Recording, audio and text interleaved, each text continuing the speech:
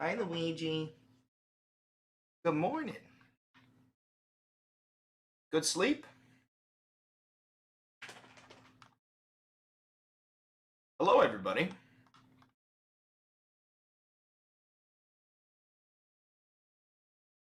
Reaction? All right, here you go, Nelson. Here's the reaction. Ready? Hold on, let me fix my hair. Here's the reaction. Ready?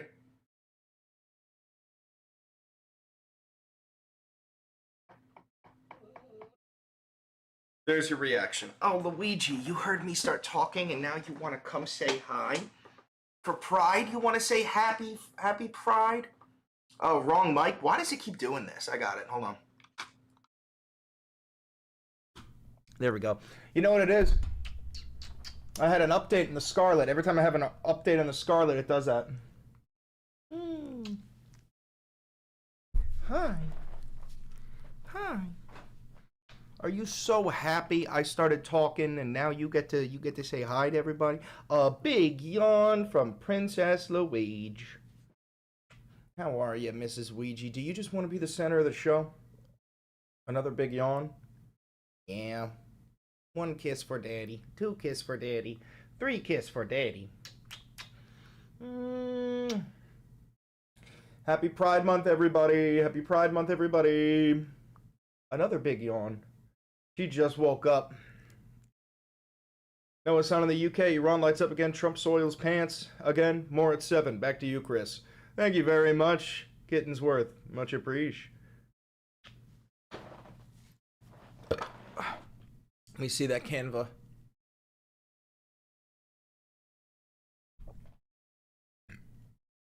Oh, dude, the United Slaves of Israel. Love that. The American and Israeli flag. Love that. Huge fan, huge fan, huge fan. Huge fan. Winge. I gotta put you down now, Winge. I gotta get to work.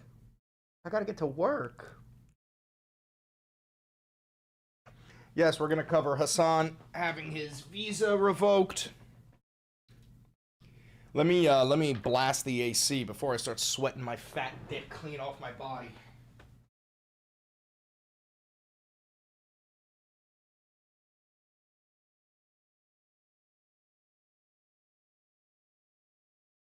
Also, I regret to inform you guys that the Lego Dark Knight might be the best game ever fucking made. It's so good.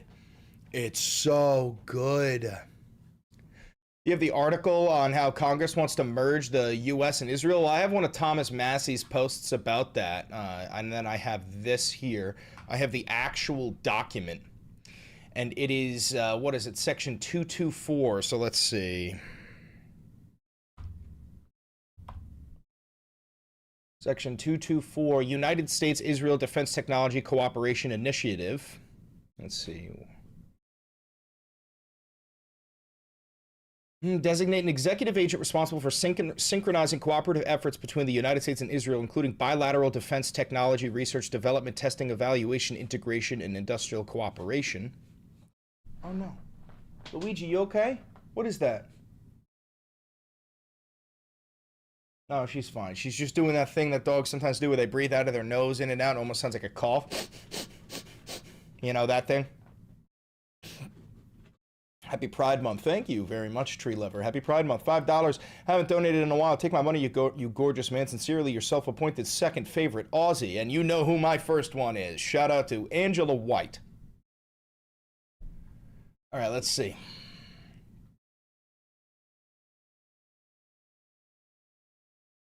What else do we got? The Secretary of Defense shall designate an executive agent, as such term is defined in Department of Defense 5101, relating to DoD executive agent responsible for synchronizing cooperative efforts between the United States and Israel to expand and accelerate bilateral defense technology. All right, so yeah, no, we're literally merging the United States military with Israel if this passes. If this passes, you will see the United States government merge the Legion of Goyim, the U.S. military, with the Israeli military. And this is proposed by Congress. This is not proposed by Donald Trump. This is not some executive order. This is just like the United States Congress offering up our sovereignty. It's already in both the House and Senate.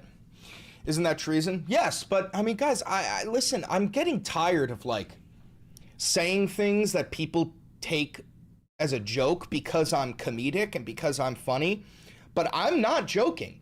You don't live in the nation you grew up in.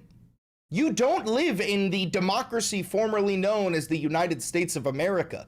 You live in a fascist authoritarian dictatorship that is that is better described as the United Slaves of Israel. And whether you are a Democrat or a Republican, your representatives have been bought and paid for by Jewish supremacists living in Zionist Israel, using AIPAC and other Israel lobbies to quite literally purchase the United States government. You live in Israel. You live in an Israeli colony. That's what this is. I know you're used to the big nation colonizing the small nation, but it went in the reverse. The small nation colonized the big one. The United States of America has been infested with these disgusting, inferior rat people who are pro-genocide, pro-murder. They're anti-human. That's what it is. At the end of the day, Zionists are anti-human. The Israeli culture is anti-human, okay? That's what it boils down to. That's literally what it boils down to. Did one of you send the link to the doc and I missed it?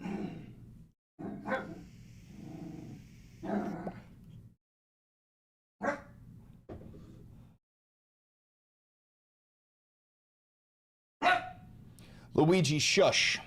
All right, so here's the thing. I've already got all these links, and I just want to stress, so what we're gonna do and what we're gonna do moving forward, comb through the docu-tussie, obviously. I already have the links that I definitely want to cover, and then I'm gonna add in the links that I believe you guys have put in that warrant being covered in my video. Now, granted, I'm not saying the shit that you guys posted isn't worthy of being covered.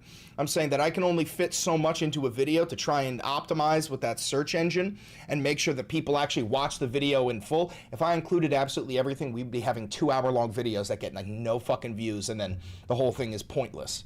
But let's see. Beanie, this war is boring. Can we stop? Let's get you some paint for your reflecting pool. Jolly Good Ginger released a video earlier calling for revolution. Yeah, I know. I watched that. Let's read this. Happy Monday, OAL. The Burger Reich is clawing individual liberties to shreds day by day, disregarding the notion of surrender on any front. Despite the clear and present loss they face on all fronts, here in the U.S., the Israelis are dumping millions into any candidate they can, desperately attempting to surmount the Blue Nami in the coming midterms. In the Middle East, we continue to burn through ammo and fuel at record pace. Oh, Hasan talking about it for 9 minutes? I didn't know Hasan addressed this already. Left-wing YouTube pundit Cenk Uygur banned for... Yeah, okay, so Hasan addressed this. I guess we'll include that with, where is it?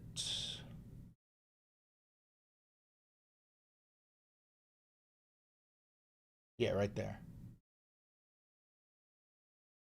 All right. Near Delaney Hall on day 10 of the hunger labor strike, officers get the order they sprint towards, yelling move, the protesters scatter. Let me see this.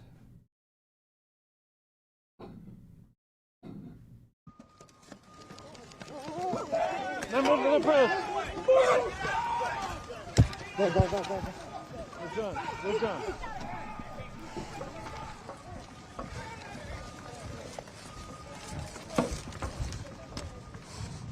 They're running fast, folks. Folks, those riot police they said go, and then they just all sprinted out of formation, scattering the protesters. They're taking Who the fuck bought Mamdani? Mamdani is not purchased, at least not yet. They're taking the intersection squared off. Back up! Back up! Back up! They're yelling at protesters to back up.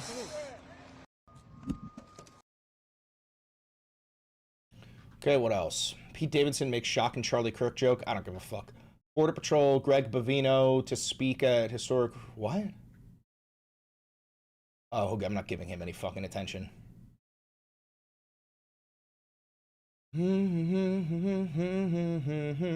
What is this?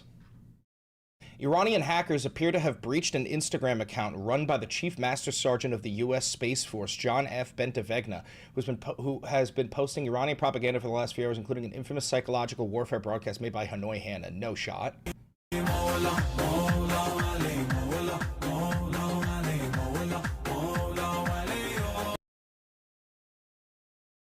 I mean, this guy's... Your government has abandoned...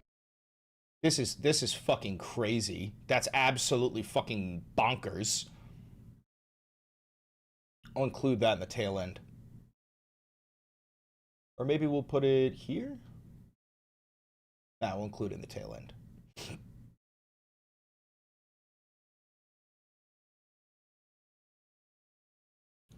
Hegseth's workout? I don't even know what you're talking about. Is that in the docu-tussie? Because then I'll probably find it. Iran's foreign ministry says the ceasefire in Lebanon remains a prerequisite for any agreement with the U.S. Israel just gave the green light to strike Hezbollah in Beirut. Let's see how this plays out.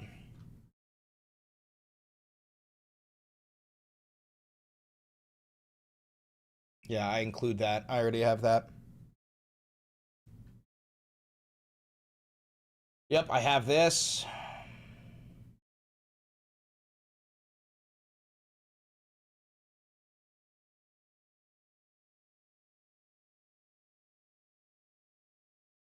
I have this already.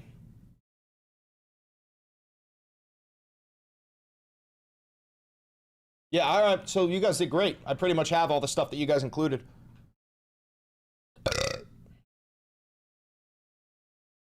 All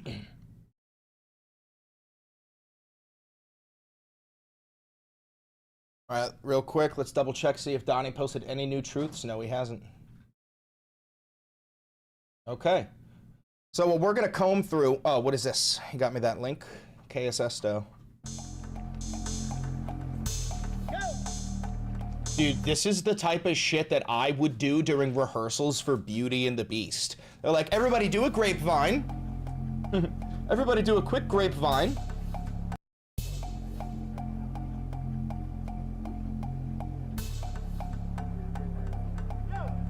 Quick grapevine across the stage.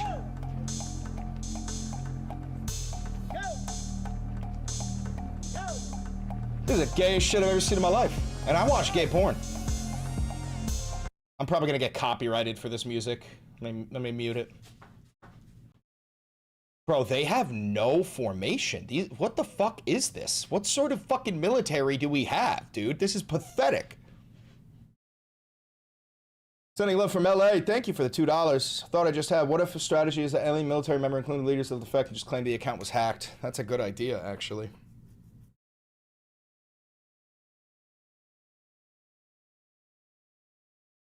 All right, let me just pop off on Instagram real quick. Hold on.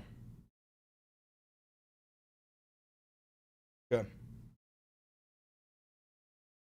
I'm live on YouTube right now. We're talking about how I accurately predicted that Donald Trump would refuse the American surrender and would instead bomb Iran, so we started bombing Iran again. We're also going to be talking about Congress trying to merge the U.S. and Israeli militaries into one military. We're going to talk about Hasan Piker being banned from the U.K. along with his uncle Cenk Uygur. And then we're going to cover the Israel Day parade that happened yesterday here in New York, where you had, like, you know, our so-called representatives like Chuck Schumer saying that he is Israel first, not America first. And you had Kathy Hochul and you had Jessica Tisch all marching alongside literal war criminals from Israel, members of the Israeli Knesset who have advocated to nuke Gaza and kill every last man, woman, child, ox, and ass. So we're going to be talking about how the United States of America has been completely infiltrated by the disgusting apartheid genocidal rat people known as Israelis, and how the United States of America is no longer the democracy you grew up in, and it is a fascist authoritarian dictatorship. And if you disagree with that, you're wrong and fucking stupid. Live on YouTube.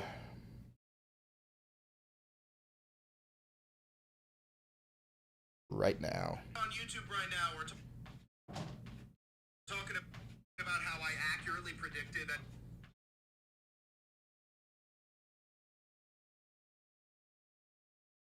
There we go. You guys hear Beans over there scratching away? He just took his shit. Now he's covering his shit. You hear that? You hear that? Ain't that something, huh? Ain't that something, huh? Thank you for the $20. Your videos have been a lifesaver during a 13-hour drive from New York to Canada. Thank you for what you do. Currently driving back to New York. Speaking of, there's something I'm going to do on Patreon. So it turns out that okay. I need to stop being a lazy fuck. What I'm going to start doing is post all of my videos on Patreon for paid members. That way, if you want to become a paid member on Patreon, you can watch it without any sort of ads, without having to become a YouTube Premium member, right? And then the thing is, there's also a way to make it podcast so that you can download it onto however you watch your podcasts. And then for people who drive, like you, Canadian bacon, you could potentially listen to it podcast style if that's easier for you. But I'm thinking about doing that. But yeah, I just got to stop being a lazy fuck, dude. You know, what's funny is a lot of people would think that, or I think I just have a fucked up brain, because for a lot of people, what I'm doing right now would be the hard part of being a content creator. You know, being able to talk live into a microphone, no script, you know, entertaining and build the news. This is the easy part for me. The hard part for me is all the meticulous posting and shit, and make this audio only and get this on all platforms and gotta do this and gotta do, like, that's the shit that is hard for me. You know what I mean? The improv, that's the easy part.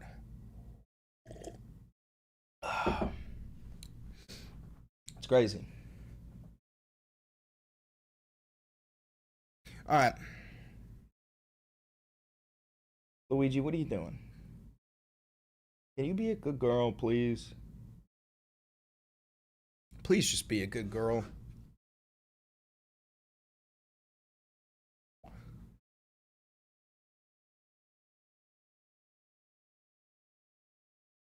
All right.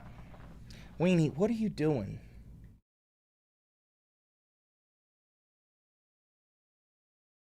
She's right at my feet begging for attention, man. Right at my feet begging for attention. I can't. Mama, I can't. I'm trying to start the show. You gotta go. You gotta go. Go to your bed. Go to your little bed. Go to your Ouija bed. Fine, I'll give you one more little hug.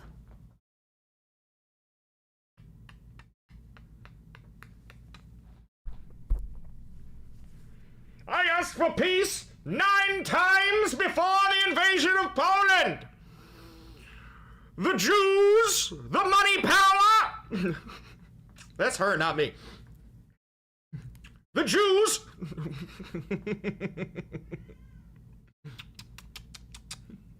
Luigi, you can't say that. You can't say that, Luigi.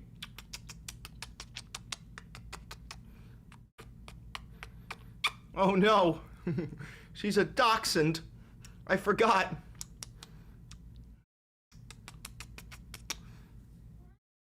Bean, shush. All right, Weenie, I'm gonna put you down and I'm gonna trade you out for your brother. Beans, now it's your turn to say hello. Come here. Come here. You fucker. All right, Beans does not want to come and say hello. He doesn't want to come say hello. Luigi really wants to be in my arms. She keeps she's climbing the fucking chair, man. She really just wants to be held. She really wants to be held. What's the problem, Miss Beebe? What's the problem, Miss Weeby? Boop, boop, boop, boop, boop. Okay, now you gotta go. You gotta go, sweet little baby. Go play. Daddy's gotta work. Daddy's gotta save the world. Daddy is doing what he can to make the world a safer place for you and your future pups. Just kidding, she can't have pups. She's been spayed. All right.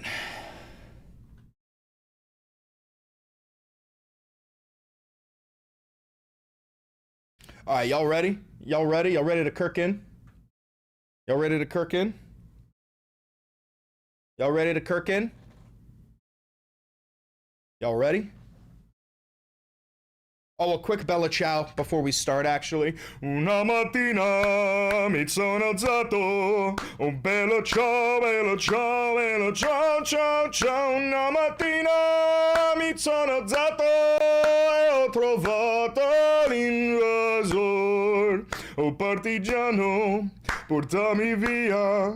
Oh bella ciao, bella ciao, bella ciao, ciao, ciao, partigiano, portami via, che mi sento di morire.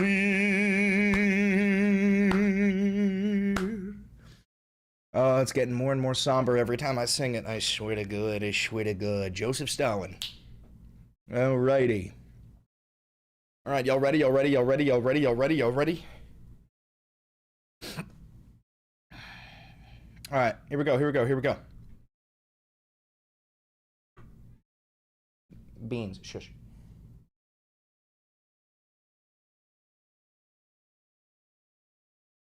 Told you so!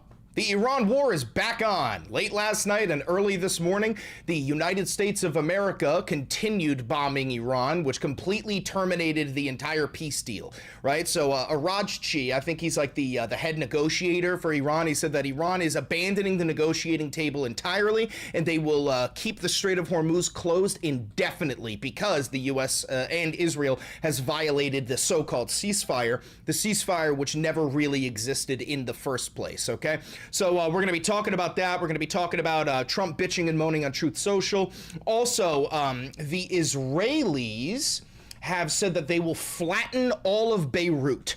Okay, so the Israelis will flatten all of Beirut. We're also going to be talking about Hasan Piker and his uncle, Cenk Uygur, having their UK visas revoked. They are now banned from the UK. Okay, and this is, I'm not kidding, simply and only because of their hatred of Israel. This is because they do not support Israel. The wants and needs of Israel are now dictating not only American politics, but also British politics. Thank you for that €50 donation, much appreciated. What else? We're going to be covering a little bit of the Israel Day Parade in New York City. If you didn't know, yesterday was the Israel Day Parade in New York City, and there was a whole bunch of members of the Israeli Knesset, like high-ranking genocidaires. It's like the equivalent of having like members of the SS, like Heinrich Himmler or Joseph Goebbels, or over to the United States of America. And you know who marched alongside these insane terrorists? People like Kathy Hochul, people like, Chuck Schumer, people like Mike Lawler, people like Jessica Tisch, proudly standing alongside people who have quite literally said, we should nuke Gaza. We should kill every last man, woman, child, ox, and ass in Gaza. We're talking about the most heinous genocidaires and war criminals of the modern era, proudly marching alongside New York politicians. We're going to look at the proposed NDAA, the National Defense Authorization Act, which includes in Section 224 merging the United States and Israeli militaries. Yes, you heard that right. Section 224 of the NDAA, which has been proposed by Congress and is being voted on, will merge the United States military and the Israeli militaries into one military. This is not a Trump executive order. This is proposed by Congress, which is why I tell you, and I have told you, and I will continue to tell you, you do not live in a democracy. You live in a fascist authoritarian regime controlled by the apartheid nation of Israel. Whether your representatives are Democrat or Republican, does not matter. I can guarantee you AIPAC controls your district because the USA, or the USI as I call it, the United Slaves of Israel, we have been bought and paid for through Israeli shekels. Especially when you consider the Mossad blackmailing operation, the Jeffrey Epstein honeypot island, where they would get American politicians and British politicians and any sort of rich people all the way over to the island, constant surveillance, filming you, raping children so that the Israelis, a nation the size of New Jersey, can have pull on the geopolitical stage. That is where we are right now. It's absolutely nightmarish behavior.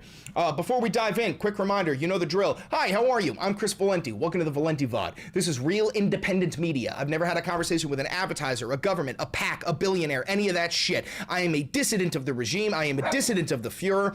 Luigi just barked. Because of that, my videos don't get pumped out in the algorithm too much. If you are a dissident of the regime, you get punished.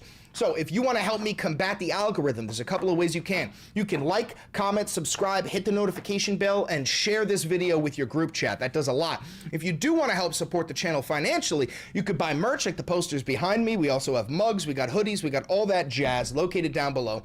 You can click the thanks button down below to become a member, or to tip me directly.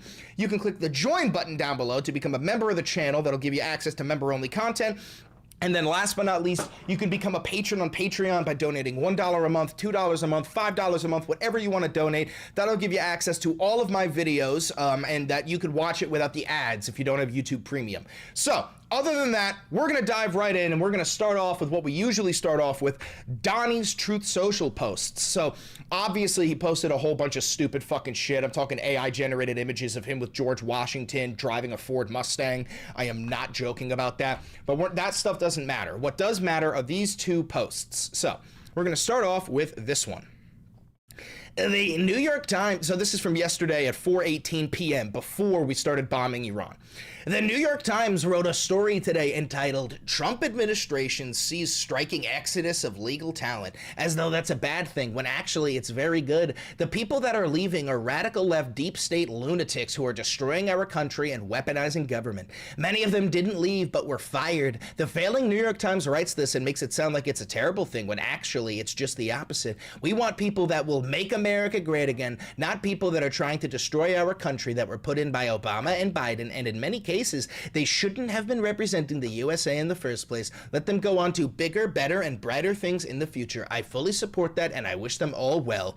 So I guess this is talking about like Trump firing any and all lawyers who are like trying to get in his way of doing unconstitutional behavior.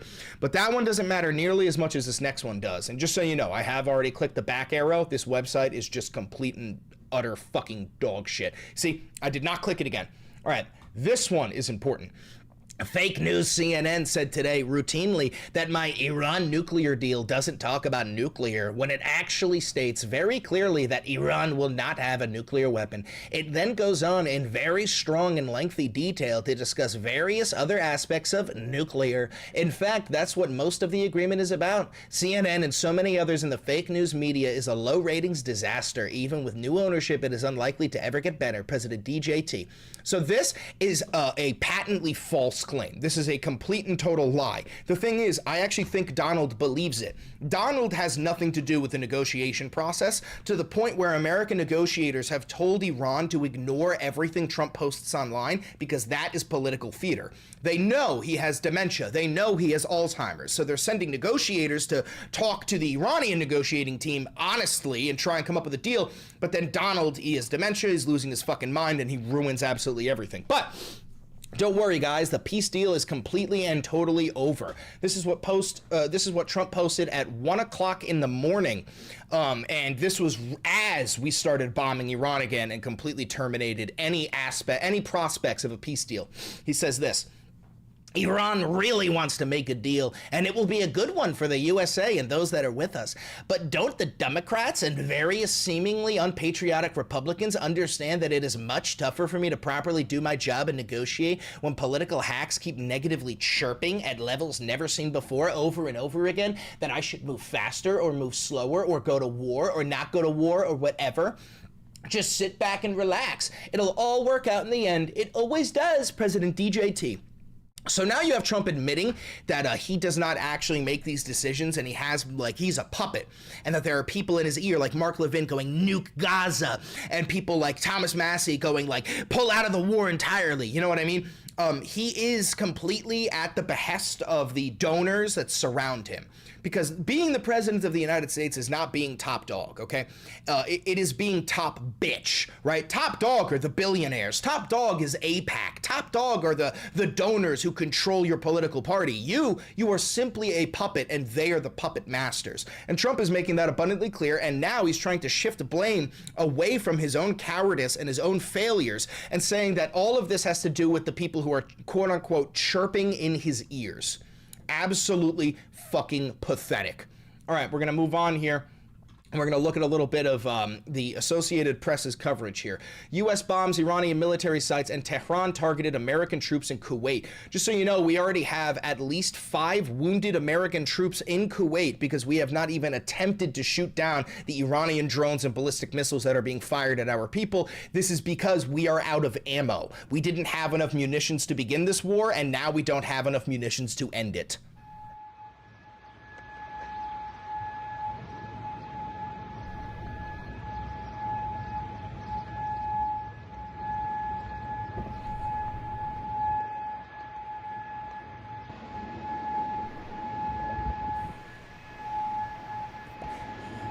What is this, the sound of drones, maybe? Or it's a warning?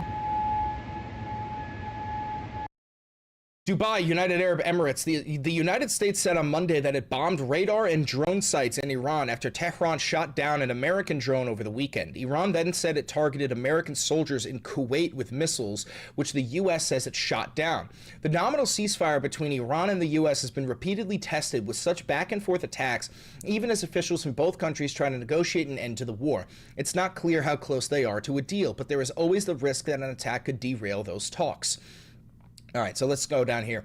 The U.S. Military Central Command said it carried out strikes on Iran on Saturday and Sunday around the city of Garuk and on Qasem Island, hitting air defenses, a ground control station, and 2 attack drones it said threatened ship in the regions. Quote, the measured and deliberate strikes occurred in response to aggressive Iranian actions that included the shoot-down of a U.S. MQ-1 drone that was operating over international waters.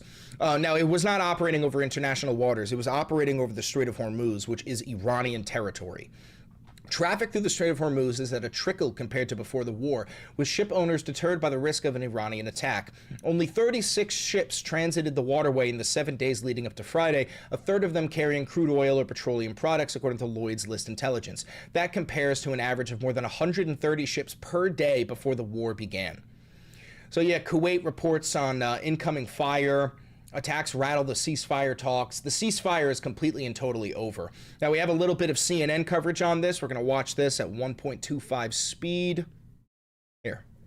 Iran announcing it is suspending talks with the United States. That's according to Iranian media, which says the decision is in protest over Israel's attacks in Lebanon. CNN's Oren Lieberman following this story for us. Let me just read for our viewers what we've just heard from the foreign minister. I would like to point out, by the way, that, and I know I do this a lot, this is actually verbatim exactly what I told you would happen over the past, 3 weeks. That no matter what the peace deal is, if Iran says there's no peace deal, if Israel continues its invasion of Lebanon, that means that Israel can terminate this entire peace deal, and that is what they have done. I mean, I made multiple videos about this, saying that Trump does not have permission from Israel to accept the peace deal, and he clearly doesn't. In Iran, he said the US and Israel are responsible for the consequences of any violation. He says the ceasefire between Iran and the US is unequivocally a ceasefire on all fronts. Its violation on one front is a violation of the ceasefire on all fronts. What do we understand to be going on at this point? Well, just moments ago, Becky, we got our first evacuation warning from the Israeli military. Yeah, it kind of looks like a version of what's his fucking name? Clark Kent, except with anemia, right? Doesn't this guy look like Clark Kent if he was balding and he had anemia? For the southern suburb of Dahya, the Israeli military, the Israeli political leadership, Prime Minister Benjamin Netanyahu and Defense Minister Israel Katz, had said that they would now begin and were planning to strike Beirut and the Dahya neighborhood, considered a Hezbollah stronghold. Up until now, Israel had largely refrained from striking Beirut. We saw... and we're going to watch a clip of, I believe it was Netanyahu or Itamar Ben-Gvir, one of them saying that we will flatten Beirut. That's what we're looking at. One strike on May 28th. We saw another on May 6th after the ceasefire. These were both after senior Hezbollah commanders. Clark Fent, y'all are disgusting. But largely because of pressure from the Trump administration, Israel had not attacked the Lebanese capital, keeping most of its strikes towards southern Lebanon and lately to the Bekaa Valley. So this is opening up a new wave of attacks, as well as an escalation in the ongoing conflict between Israel and Iran's proxy Hezbollah. So given that we just saw the evacuation... Israel is not waging war on Iran's proxy of Hezbollah. Israel is waging war on every living being in Lebanon. They're slaughtering as many Muslims as they possibly can, and they have told the Christians in the region that if you hide Muslims, we will kill everyone in your village. This is confirmed. This is accurate reporting. It is 100% verifiable fact. Warning coming from Israel's military for Dahya. We expect that there will be strikes there, potentially even imminently. And although we hadn't seen strikes to this point, once that announcement came from Israel, we have seen this video of people and residents in Dahya fleeing ahead of those strikes to try to get out of that area. Again, Lebanon is a country that has seen more than, I believe, 1.2 million people displaced by Israeli strikes and evacuation warnings. And this, of course, will add to that now that Israel has made it clear it is striking Beirut. Here's what Netanyahu had to say earlier today. Together with the Minister of Defense, I have instructed the IDF to strike terrorist targets in Beirut. There will not be a situation in which Hezbollah attacks our cities and our citizens, and its terrorist headquarters in Beirut, in Dahya, remains out of bounds. Israel says the attacks on Beirut are in response to an increased volume of Hezbollah rocket and drone attacks, as well as some rocket attacks that have reached a bit farther into Israel, not just right along Israel's northern border there. Israel, over the course of the past several weeks, has occupied a growing part of southern Lebanon. They've carried out strikes in cities like Tyre and Nabatea, which They're also starting to move across the Litani River. They plan on taking over the entire country of Lebanon. You are about to watch what happened in Gaza happen all over again, except to the Lebanese. outside of that occupied zone. And all of this is happening in the middle of what is supposed to be a U.S. brokered ceasefire. But on the ground, it's incredibly difficult to see any evidence of that ceasefire. Despite that, the U.S. is still trying to push forward with a political track, with diplomacy between Israel and Lebanon. And in fact, D.C. is supposed to host ambassadors from the two countries for what would be a fourth round of talks to try to get to a broader ceasefire agreement, as hard as that is to see from where we are right now. Nevertheless, Lebanon's president said on social media earlier that it is negotiations that are the way to end this war. He insisted negotiations are not some form of failure or surrender. It's not a quick fix. It will take time. But Lebanon's president said, again on social media, that it is the right way in Lebanon. Unfortunately, you cannot negotiate with Israel. Israel is a terrorist state. Every single Israeli is a terrorist. You cannot negotiate with them. The only way that you can end a war with Israel is to beat them in a war. I fully advocate for the complete and total destruction of the Zionist Israeli state. It is an inferior culture that runs off of bloodlust and blackmail. And hopefully in my lifetime, I will see the nation of Israel turn into dust. Is committed to this. He said the rocket fire that's coming from Lebanon, of course, he said does not help, but he also says Israel's repeated strikes on Lebanon, the growing number of people killed in Israeli strikes, and Israel's growing incursion into the country are also a violation of the ceasefire and make that diplomatic track so hard to see from where we are right now. We're following. The U.S. now says Iran fired 2 ballistic missiles at U.S. forces in Kuwait. Both were intercepted, and now Iran says it's suspending talks with the U.S. in protest of Israeli strikes in Lebanon. With us here is CNN National. So, no more peace deals. The war is right back on to where it was before. So, Iran has suspended talks with the U.S. in protest over Israel's actions in Lebanon, which Tehran said, quote, violated the ceasefire. Semi-official Iranian state media has reported. CNN has reached out to the White House for comment. In Lebanon, Israeli Prime Minister Benjamin Netanyahu instructed the Israeli military to strike Beirut's Daeh district, the city's southern suburb that is a stronghold of Iran-backed Hezbollah. It comes amid a broadening wave of Israeli attacks across southern Lebanon after Netanyahu said Israel would deepen its offensive. Back and forth negotiations. The American Führer, Donald Trump, has sent back changes to a proposed deal with Iran, officials said, insisting on tougher language about Iran's nuclear commitments and its pledge to reopen the Strait of Hormuz. So we are at a complete and total standstill. Donald is now forced back into a 3-option situation here. Option 1, which he has disregarded. Option 1 is surrender to the Iranians, accept all concessions that they have, and force Israel to stop its invasion of Lebanon. As we've talked about for weeks, Trump doesn't have the power to do that latter part. He literally cannot command Netanyahu to do anything. So option 1 is off the table entirely. Option 2 is a full-scale ground invasion of Iran with hundreds of thousands of U.S. troops, beginning with an invasion of Karg Island and then using that as a launch point. Problem is, we would lose that. Iran is a mountain fortress, 93 million people strong. If we sent in hundreds of thousands of troops to make their way to Isfahan and Natanz and seize the enriched uranium, we would lose tens of thousands of troops and we would never make it to Isfahan. It would turn into a multi-year-long slaughter, much like the Vietnam War. Option 3 is soften them. Right? Hit them with multiple nuclear weapons before the U.S. ground invasion of Iran. We would still lose in this situation. We would still not gather the enriched uranium, and it would cause such insane geopolitical consequences that you would quite literally waltz into a new world. We live in a nuclear age. You would waltz into I don't even know if we have the term for it. Like, we live in a post-nuclear age. You would live in like a post-modern nuclear age where the damage done by that weapon would completely shift everything you know about reality. So all in all, it's a lose-lose-lose for Donnie Diddle's kids. All right, so this is what Benjamin Netanyahu posted on Twitter. In response to the repeated and ongoing violations of the ceasefire in Lebanon by the terrorist organization Hezbollah and the attacks against our cities and citizens, I have instructed the IDF, together with the Defense Minister Israel Katz, to strike terrorist targets in the Dahieh district of Beirut. So what that means is they're going to be slaughtering the civilians. Let's look at this response here.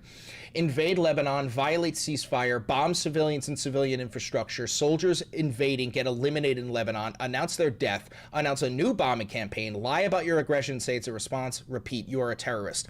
And this is because the Benjamin Netanyahu and the rest of the Israeli rat people have been highlighting all of these dead rats who died in Lebanon, including this fucking behemoth. The enemy is being reinforced with a dreadnought. All of these are dead IOF rat people who, the world is a better place now that these fucking creatures are dead. Very good thing. We want more IDF to die. So this is good, but this is also obviously setting the stage for the increased military actions in Lebanon that Israel has been doing. All right, now we're going to listen to Benjamin Netanyahu's speech here. It's in Hebrew, but there's English subtitles here. Oh, you know what? Let me move me just for a second. Let me make myself a little smaller so you can read this. There we go. ביטחון, הנחיתי את צה"ל לתקוף מטרות טרור בביירות. לא יהיה מצב שחיזבאללה תוקף את ערינו ואת אזרחינו, ומפקדות הטרור שלו בביירות, בדחיה, יישארו מחוץ לתחום. אנחנו ממשיכים להעמיק את הפעילות שלנו בשטח בדרום לבנון, מחסלים מעוזי חיזבאללה במנוסה. אנחנו נחושים להחזיר את הביטחון לתושבי הצפון, בדיוק כפי שעשינו לתושבי הדרום. So let me make myself bigger here. So what Netanyahu is claiming is that every person that every Lebanese person that Israel kills, every child that Israel kills, they're actually doing it to protect the people of Lebanon. This is exactly what Israel said they were doing in Gaza. They were like, no, we're freeing Palestine from Hamas. Every time we kill a 4-year-old little child, it's actually saving the Gazan people. This is because all Israelis are bloodthirsty, maniacal, subhuman, inferior rats. That's why. And you can call that verbiage whatever the fuck you want. I don't give a shit anymore. I'm at the point where I'm going to advocate for nuking Israel. All right, so we're going to move on away from Israel and on to, you guessed it, more Israel. Hasan Piker and his uncle Cenk Uygur have been banned from the nation of the UK. They have had their visas revoked, and this is because they speak out against Israel. So Cenk Uygur posts this.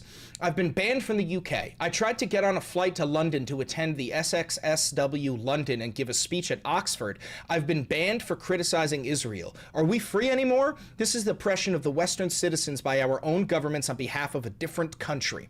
And then Hasan posts this. The UK has revoked my visa as well, all at the behest of Israel. The West is betraying quote-unquote liberal values for a genocidal fascist foreign government. Soon we will all become Israel.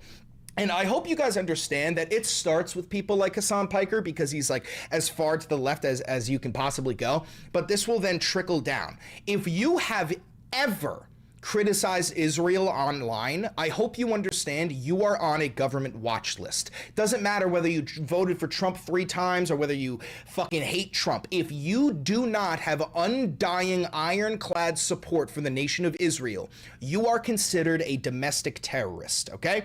That is where you're at, and it goes, listen, I can't keep on repeating myself over and over again. I'm gonna beat this horse dead. We are slaves to Israel. You are a slave to Israel. Every time you pay your taxes, that is going to give an Israeli free healthcare. Every time you pay your taxes, that is going to give a gun to the hands of an IDF terrorist. Every time you pay your taxes, that is going to give one of the Israeli settlers a fucking knife that they can stab a baby with. That is what your tax dollars go to. It does not go to making your streets better. It does not go to making your bridges stronger. It does not go to making your quality of life better. It goes to Israel. Your money goes to Israel. Like, I am very anti-war, but I do believe the United States of America should wage an open and hot war on Israel. I genuinely believe that. It is the only way forward. The nation of Israel must be eradicated. All right. So a little bit of coverage here. Left-wing broadcasters Cenk Uygur and Hasan Piker banned from the UK. But instead of reading that, we're just going to listen to Hasan talk about it himself. We're going to speed him up a little bit. From entering the UK, yeah, it's... Okay, well, I didn't want to talk about it, but my visa has also been revoked. We just found out. Yes, I will not be going as it stands currently. I don't believe that I'll be able to go to the United Kingdom this upcoming week. I don't know who to reach out for this. I was supposed to do something with Yanis Varoufakis, do something with Zach Polanski, do something with Jeremy Corbyn. Friendly reminder, this is the Labour government in charge of the UK, right? This is the Labour Party. This is a left-wing, or it's kind of it's not leftism, but it's like a liberal branch. The liberal government of the UK has banned Hasan Piker. This is not a right-wing authoritarian government. This is a liberal government banning him over his criticism of Israel. This is why I tell you it doesn't matter whether you're left or right. If you criticize Israel, you are an enemy of these bought and paid for Israeli fucking agents who call themselves politicians for the West. Do something at the Oxford Union. And now the Labour government has revoked our visas. Go to Ireland. Okay, guys, it's not about being in the vicinity of the UK. I was supposed to douche in the UK. Yeah. A sad state of affairs where obviously the interests of Israel take the highest priority. But yeah, they've revoked my visa as well. It's a 40-minute flight is what I meant. Politicians fly over there all the time for press stuff. Dude, what are you talking about? I had like actual things to do in the UK. It's so funny. You guys are like, dude, just swim across the canal, take a boat and enter illegally. Yeah, I'm not going to do that. I'm not going to risk getting deported and not entry into the country for 10 years. Can Jeremy Corbyn do anything about it? Probably not. I mean, I don't. I'd also like to point out how hilariously ridiculous this is by banning him from coming to the UK. Like, you do know that people in the UK can still watch his fucking Twitch stream, right? They're still gonna hear what he has to say. You banning him is only making our point fucking stronger. Like, great. Oh yeah, Hasan Piker says the Israelis control Western governments, and then Western governments say, how dare you? We are gonna ban you from our country. You just proved his fucking point. Dude, like, this position is quite literally untenable. Like, we are moving into a position where the only recourse is genuine revolution. You know, like, I can't say what I'm trying to say because that's illegal, because I live in a fascist authoritarian regime that has destroyed my constitutional rights. But the Second Amendment of the Constitution says that we can overthrow our government if it has become unjust. And that's exactly what is happening right now. So I do believe it is time. Anyway, we're going to move on here. Speaking of Israel, we're going to move on to our next topic. Israel! Woo! You know, I wish I didn't have to talk about Israel so much. I know I sound crazy. I know I sound like Alex Jones, but how can you not be talking about Israel so much when it is every facet of my fucking life? Yesterday, we had the Israel Day parade here in the United States of America, where a whole bunch of New York politicians marched hand in hand, shoulder to shoulder, with literal genocidal maniacs, okay? Including former fucking Mayor Eric Adams, you goddamn piece of shit. Commissioner of the NYPD, Jessica Tisch, you disgusting Zionist piece of shit. Kathy Hochul, the governor of New York, disgusting Zionist piece of shit, and even what's his fucking name, Mike Lawler, running for one of the congressional districts here in the here in New York State. Let's get a look. Hey, these people in the front, by the way, these are not just like random Americans who support Israel. These are members of the Israeli Knesset. These are actual terrorists. And by the way, Mamdani refused to go. He is the first mayor in 26 years who refused to go. Fucking massive shouts out to Mamdani for that.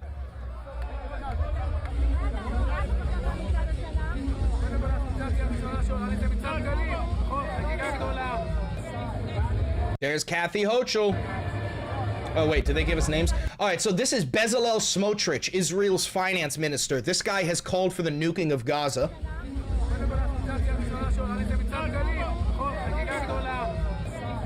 There's Kathy Hochul, the governor of New York. Am Yisrael Chai. The people Israel live.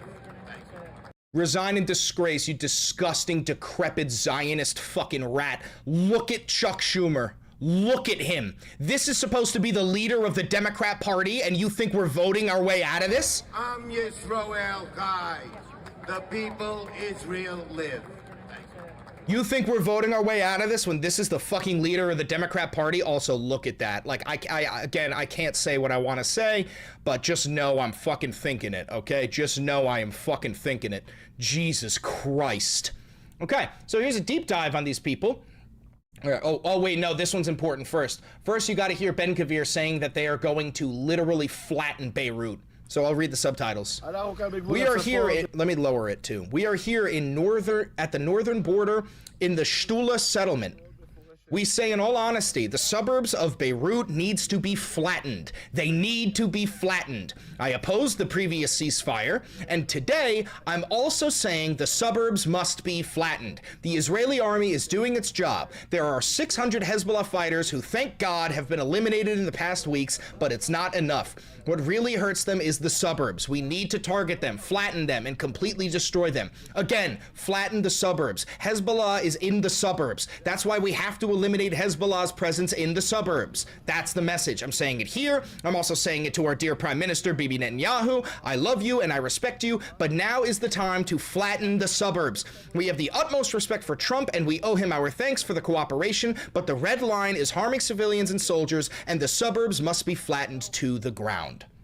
This man is, how do I paint this? This man is a mass murderer. This man is a serial killer. This man is the very definition of cruelty and evil. There is no moving forward with the nation of Israel whatsoever.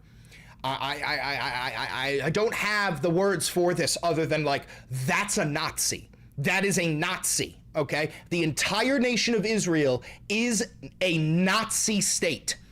Speaking of Nazis, we're going to be watching Chuck Schumer give his little fucking speech at the Israel Day parade in front of genuine Nazis. Before we do, I just want to give you a little dive. Shout out to Raphael Shimunov for this. Come with me as I learn about each person at the official Israeli delegation at today's Israel Day parade in New York City. These are the same people some of my fellow Jewish and other New Yorkers demanded Mayor Mamdani stand with today.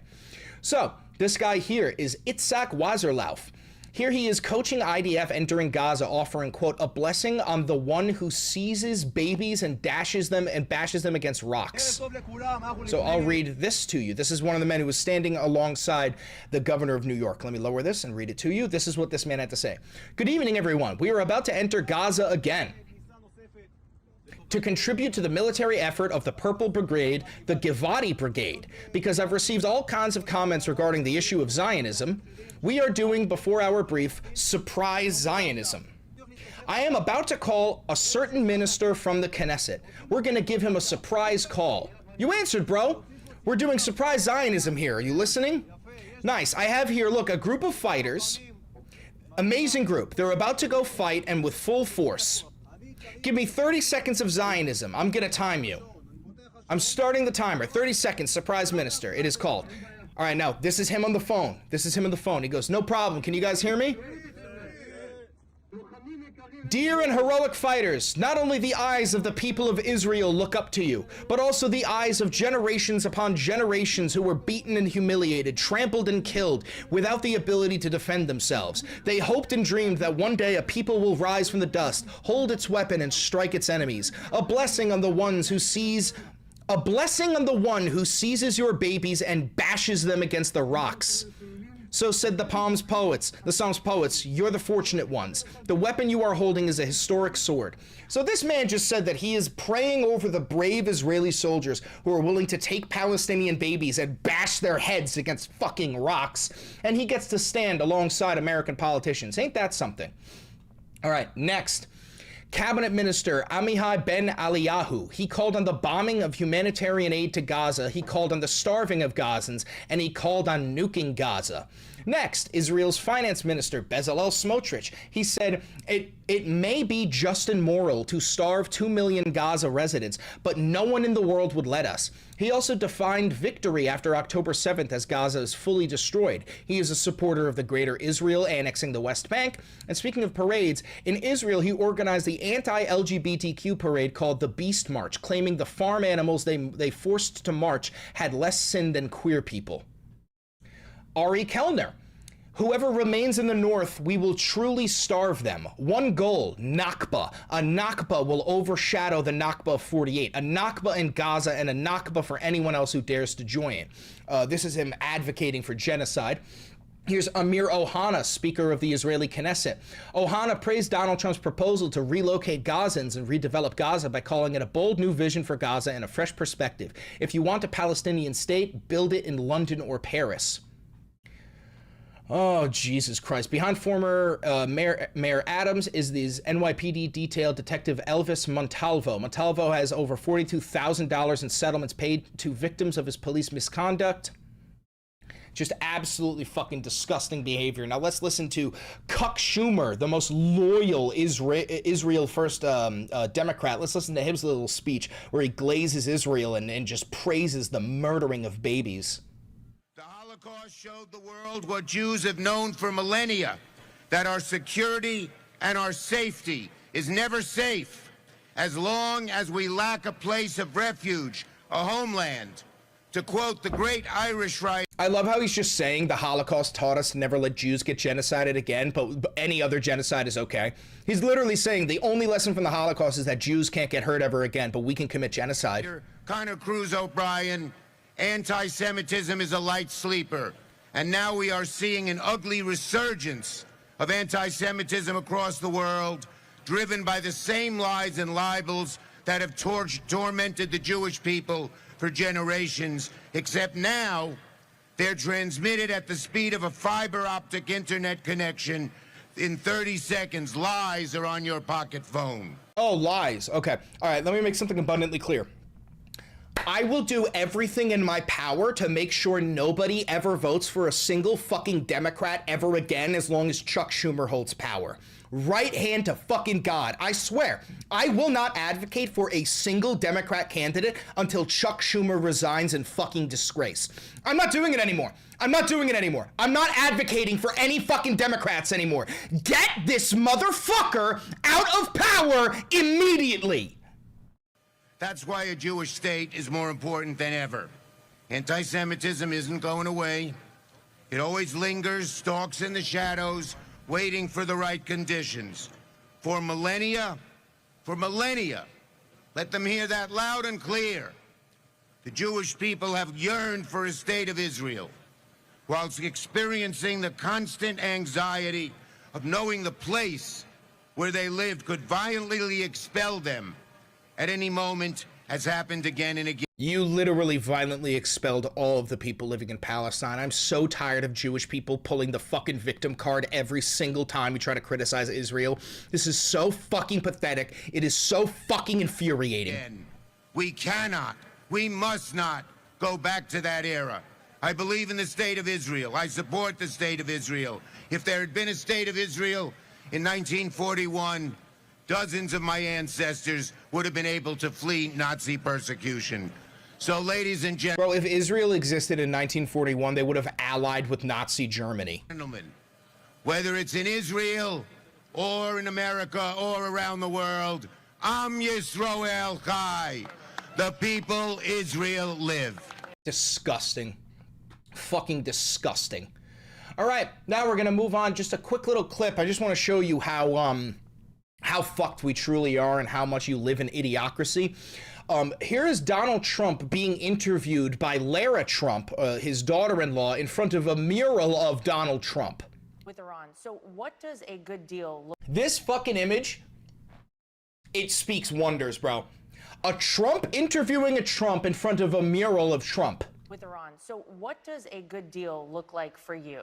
Well, first of all, there's no deal that's good enough because the media will cover it. We're making a great deal. We're going to make it a great deal. Or we'll just go back and finish it off militarily. But this would go faster. It's probably better on a humane standpoint. There's something nice about it also. You know, you save a lot of lives. Whether it's the other side or not, you save a lot of lives. But we're close to a very good deal, and if we can make it good, otherwise we just start up with the Department of War, as we call it.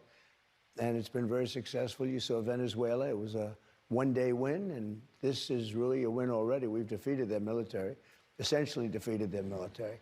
I would rather get a deal because we can open the strait immediately upon signing. The one guarantee that I have to have is that there will be no nuclear weapons. They've agreed to that. They have not agreed to that whatsoever, which is why you continued bombing them last night and this morning, and the peace deals have completely been obliterated. Great job, Donald. Make America great again. All right, now we're going to move on to more news. And don't worry, this is Israel news again. So Thomas Massey posted this, and then I got the actual document here. So there's a provision, it's called Section 224 in the new, what is this? The NDAA's National Defense Authorization Act. And this provision is to integrate the US and Israeli militaries into one military. Now, I thought there's no possible way this could be real, so I got this together, and then I Control F to look for Section 224. Gotta look at this. So, Section 224, the United States and Israel Defense Technology Cooperation Initiative. Well, let's keep reading. What does this mean? This section would require the Secretary of Defense to designate an executive agent responsible for synchronizing cooperative efforts between the United States and Israel, including bilateral defense technology research, development, testing, evaluation, integration, and industrial cooperation. All right, so I think there's a little bit more here. Here it is, Section 224. The Secretary of Defense shall designate an executive agent as such terms as defined in the Department of Defense Directive, responsible for synchronizing cooperative efforts between the United States and Israel to expand and accelerate bilateral defense technology research, development, testing, evaluation, integration, and industrial cooperation. So what you are reading is proposition from the United States Congress to merge the American military and the Israeli military into one. Much like how in NATO, if one NATO country is attacked, all NATO countries are attacked, right? What they're trying to do is say that if Israel is ever attacked or under threat of attack, the United States military will be contractually obligated to send the Legion of Goyim, the American military, to fight and die in the defense of Israel. Isn't that great? Isn't that great? It's no longer a conspiracy. Now it's official that the United States military is an extension of the Israeli military. And don't worry, they won't send the Orthodox Jews to go fight. No, they'll send you, GI. You will go fight and die in defense of Israel. Isn't that something? Who wrote this? Oh, nobody important, just the United States Congress. Yippee! Isn't that something? Speaking of how pathetic our fucking nation is, I just wanted to give you one last little thing here.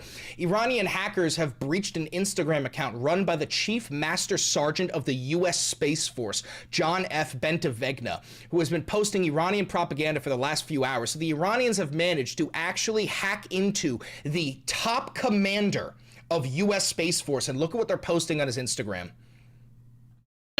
Your government has abandoned you. They have ordered you to die. Oh my God. Do not trust them. Defect, GI. Bro.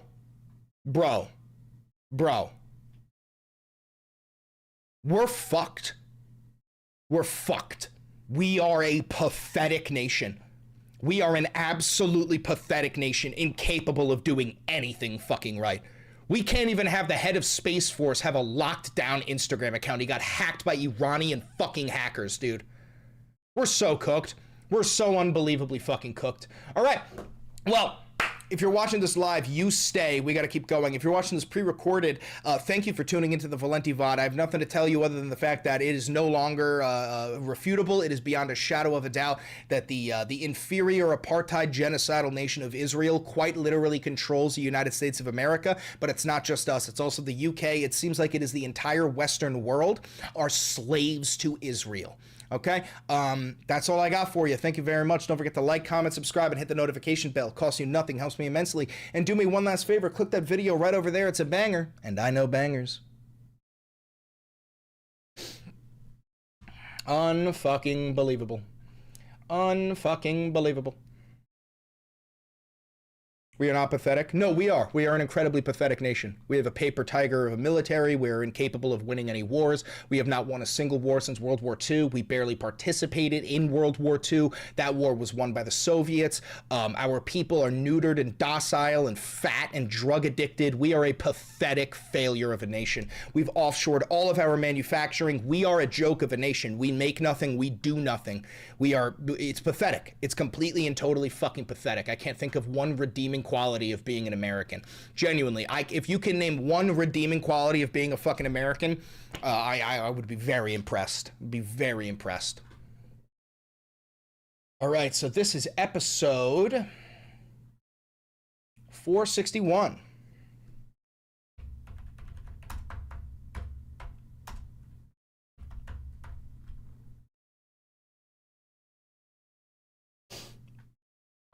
I got nothing. I can't think of a single redeeming quality of being an American. Can't think of one. You are redeeming? Yes, but what I am doing is antithetical to American beliefs.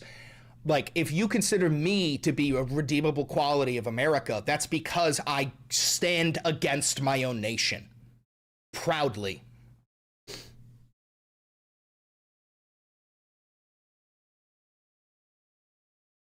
All right.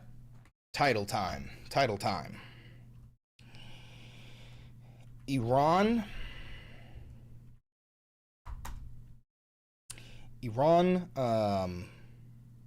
ends all negotiations after Trump bombed, or hold on. Negotiations, or hold on. Trump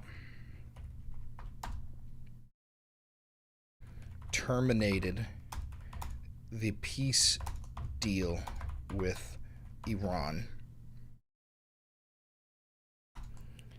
Hasan is banned from the UK.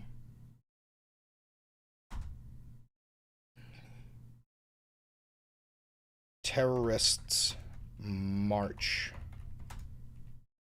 in NYC. Okay. The Iran war is back on. Hasan is banned from the UK for criticizing Israel.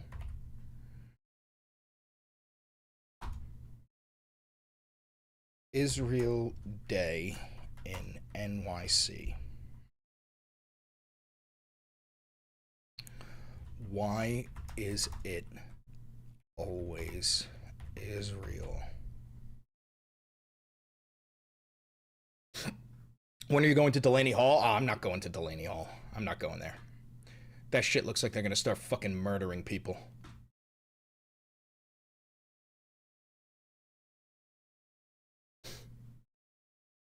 Thank you for the $5. Imagine fighting a war to get away from an empire, then being bought by an empire of dog people. Thank you for the $5. Thank you so much for your hard work, Chris. You're a megaphone for our voice. Thank you. Appreciate you.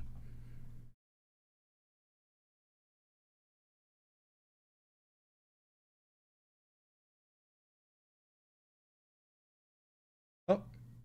No. That one.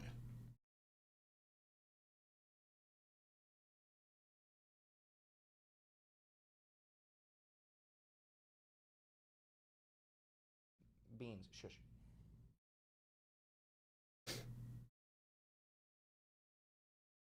Thank you for the $5. I hope you're all I hope you're all preparing however you can. The acceleration coming will shock most. Oh yeah, the next 3 months is going to be probably like the most shocking 3 months in the past 50 years. People don't understand what's about to happen. All right, post.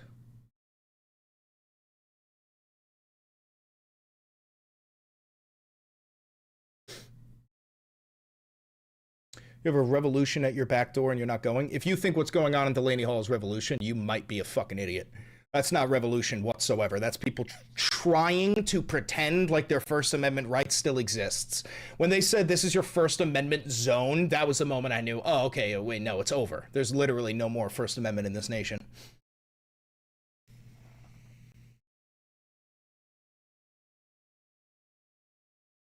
Plus, my voice, I do much more damage using my voice with a microphone than I could in the front lines. There's plenty of people who are constituents in New Jersey.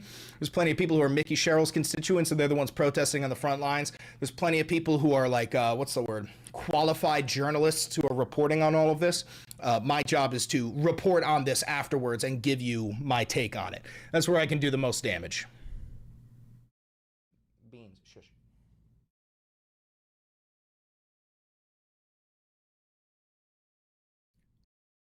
There we go.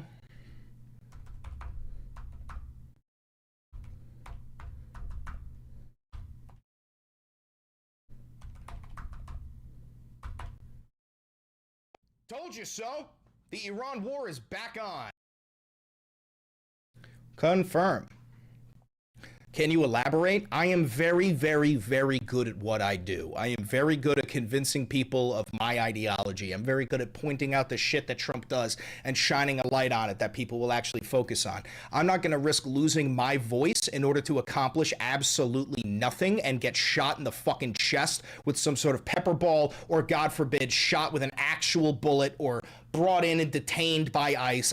It's not worth it. It's not worth it for me. There's plenty of people who do not have the platform that I have, and they are on the front lines, and they are doing the fucking Lord's work. My job is to highlight their fucking actions, and I'm doing that damn well. All right, now I gotta make an advertisement.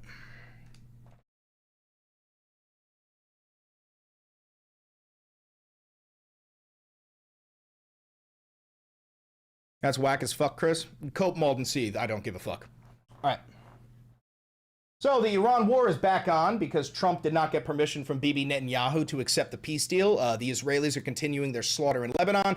Trump bombed Iran last night and early this morning, and he will continue to bomb them.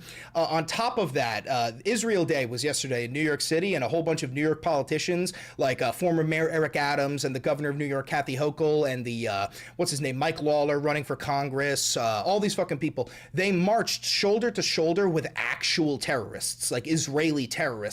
People who have said we need to starve every last Gazan, people who have said we need to nuke Gaza. Chuck Schumer, he proudly stood shoulder to shoulder with them and said, "Am Israel Chai." I need that motherfucker removed immediately. You need to resign in disgrace, you pathetic piece of shit. So we cover that. Also, Hasan Piker has been banned from the UK along with his uncle Cenk Uygur. This is because they criticize Israel. And then also there's new congressional legislation being proposed to merge the Israeli and American armies into one, where if one of them was attacked, the other one would respond. Granted, if the United States military was ever attacked, Israel would not come to help us, but now the Legion of Goyim, the United States military, will be contractually obligated to fight and die in the defense of Israel if they're ever attacked, or if they ever perceive that an attack is coming.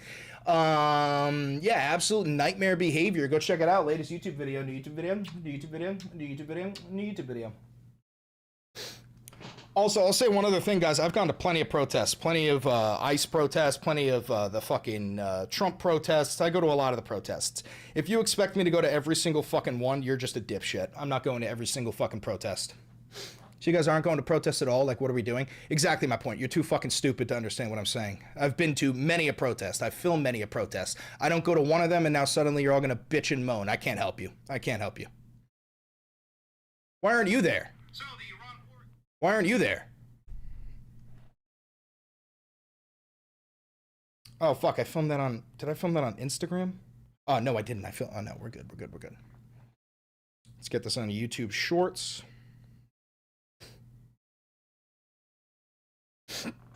Yeah, go to every protest or else you're a fraud. Go to every single protest. Otherwise, you're just a fake leftist. There's a video of a pregnant woman getting thrown to the ground by Dutch police officers and then dragged by the neck. No, I didn't see it.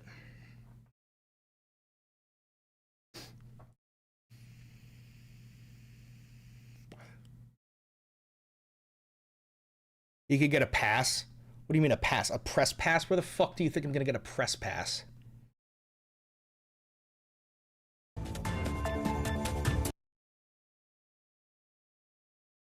I'm not gonna lie, I really don't give a fuck about Dutch news. I don't give a shit about some Dutch cop abusing somebody.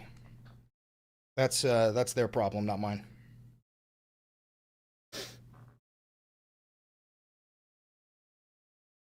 Jolly said it's over. Well, nobody's going today because they pushed the like the line back 1.5 miles. The closest you can get to Delaney Hall is like 1.5 miles.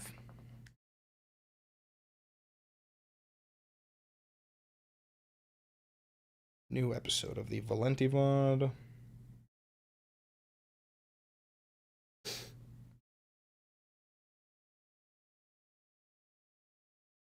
Breaking fuck the news has been detained by ICE. If you're talking about Triv, that's what Triv does. He's a storm chaser. He goes protest to protest hoping that he gets arrested so that he can sue the government, which is exactly what he's doing. He doesn't give a fuck about any of this shit, dude.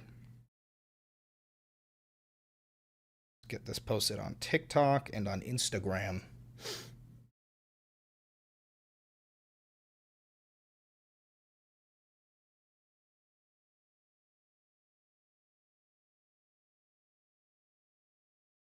I'm hearing sirens outside of Kuwait. Yeah, that's Iran trying to bomb you.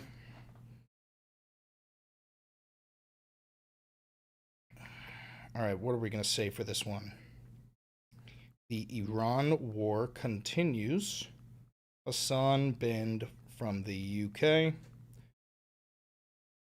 Terrorists march in the Israel Day parade.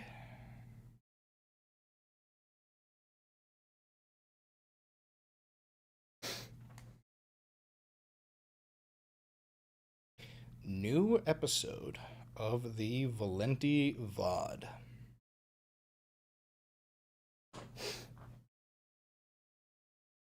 Charlie Kirk sends his regards. We are Charlie Kirk. We carry the flame. We fight for the gospel and honor his name. We are Charlie Kirk. Let's get this uploaded on Instagram.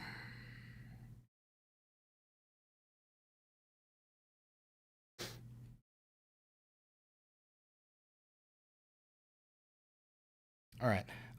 Iran war escalates. Hasan banned from the UK. Terrorists march in Israel Day parade.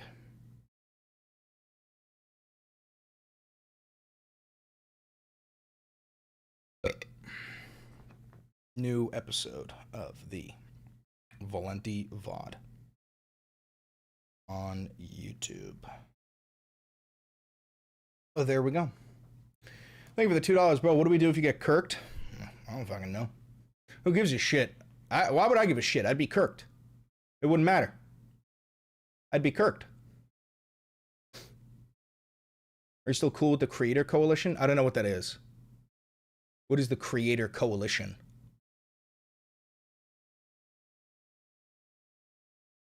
I don't know what that is.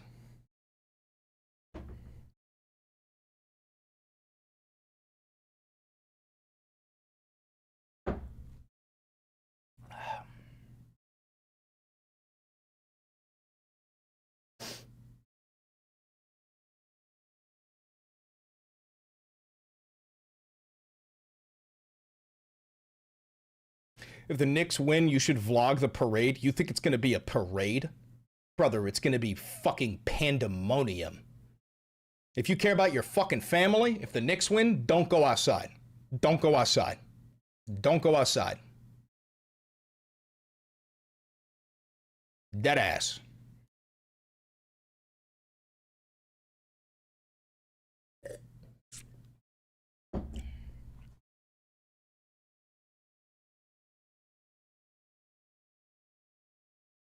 What if they lose? Even worse.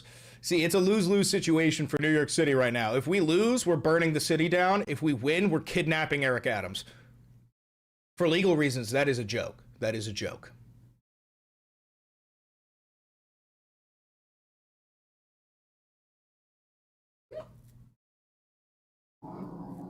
Luigi, shush. Other dogs are allowed to exist.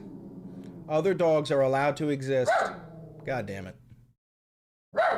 Luigi, shush! If I remember correctly, the Creator Coalition was a group of leftist TikTokers who started protesting at the beginning of Trump's presidency. I never heard of it. Dean and Off Jawagon. Are you talking about the Unfuck America tour? Talking about the Unfuck America tour?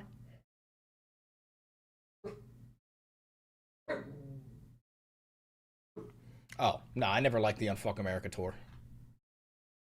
That shit was so stupid.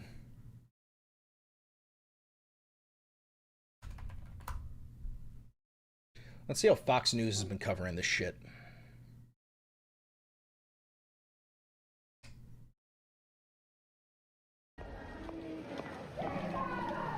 That fire was literally started by ICE.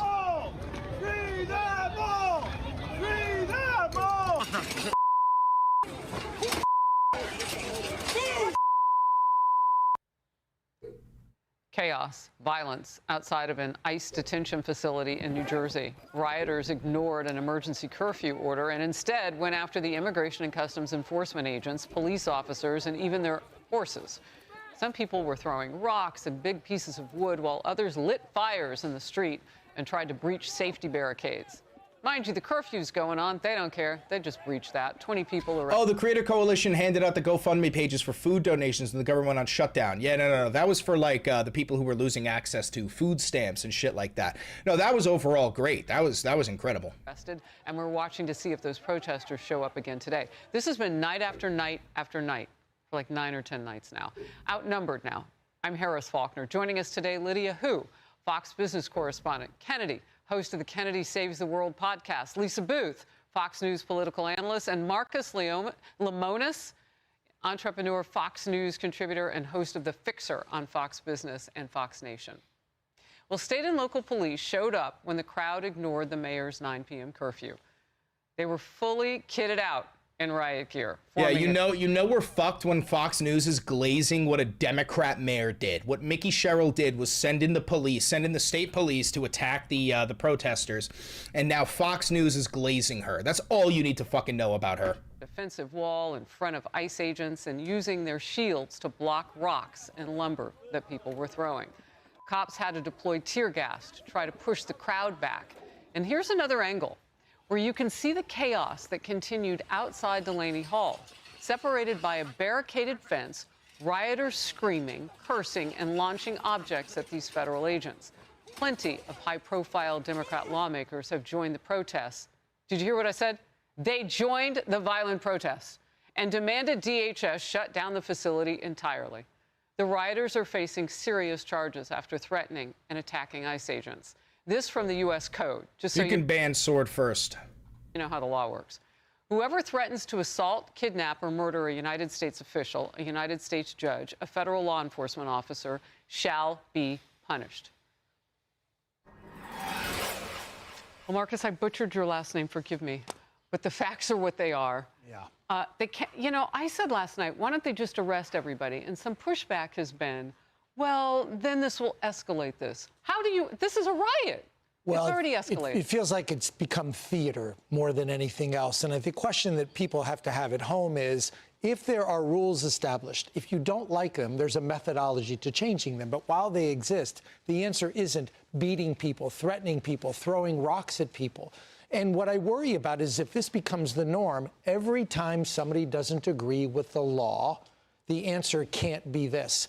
But at the same time, you want to respect people's right to protest. This doesn't look like protesting. To me, this looks like absolute chaos. Lydia, the one thing that I did notice is, because I live in New Jersey, full disclosure. So the new governor, Sherrill, doesn't like ICE. She ran on that. She's pushing it now. But local police were there. And they helped, and they worked with those federal agents last night.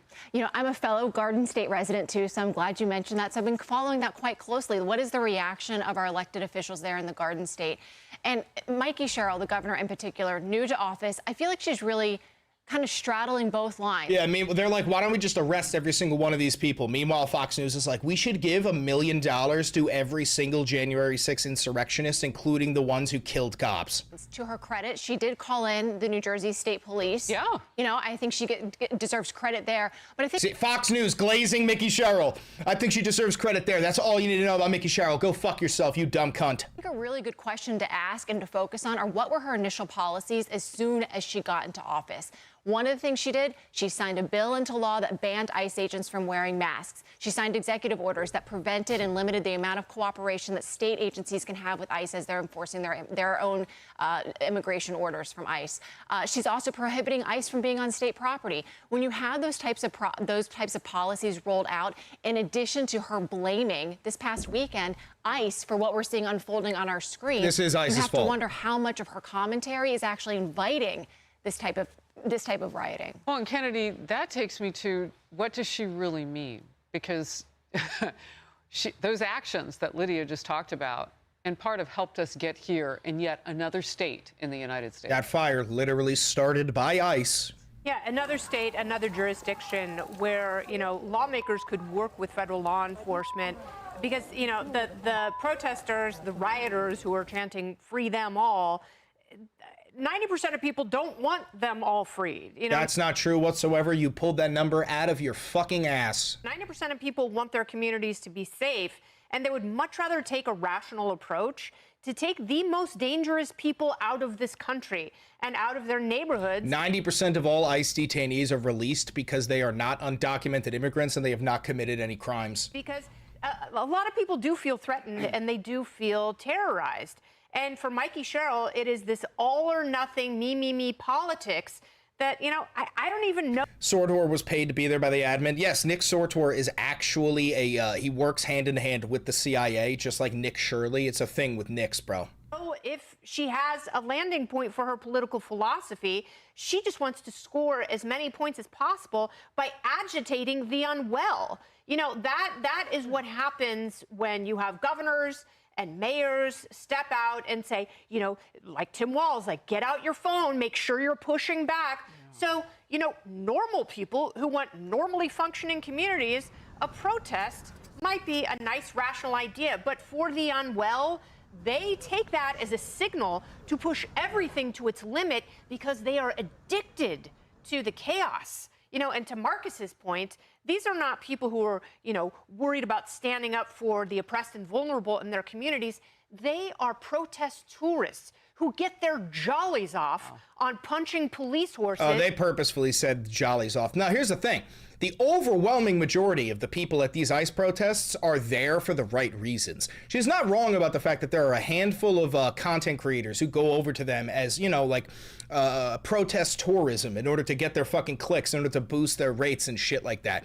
That is true. But the overwhelming, like 95% of the people there are actual constituents who are there for the hunger strike.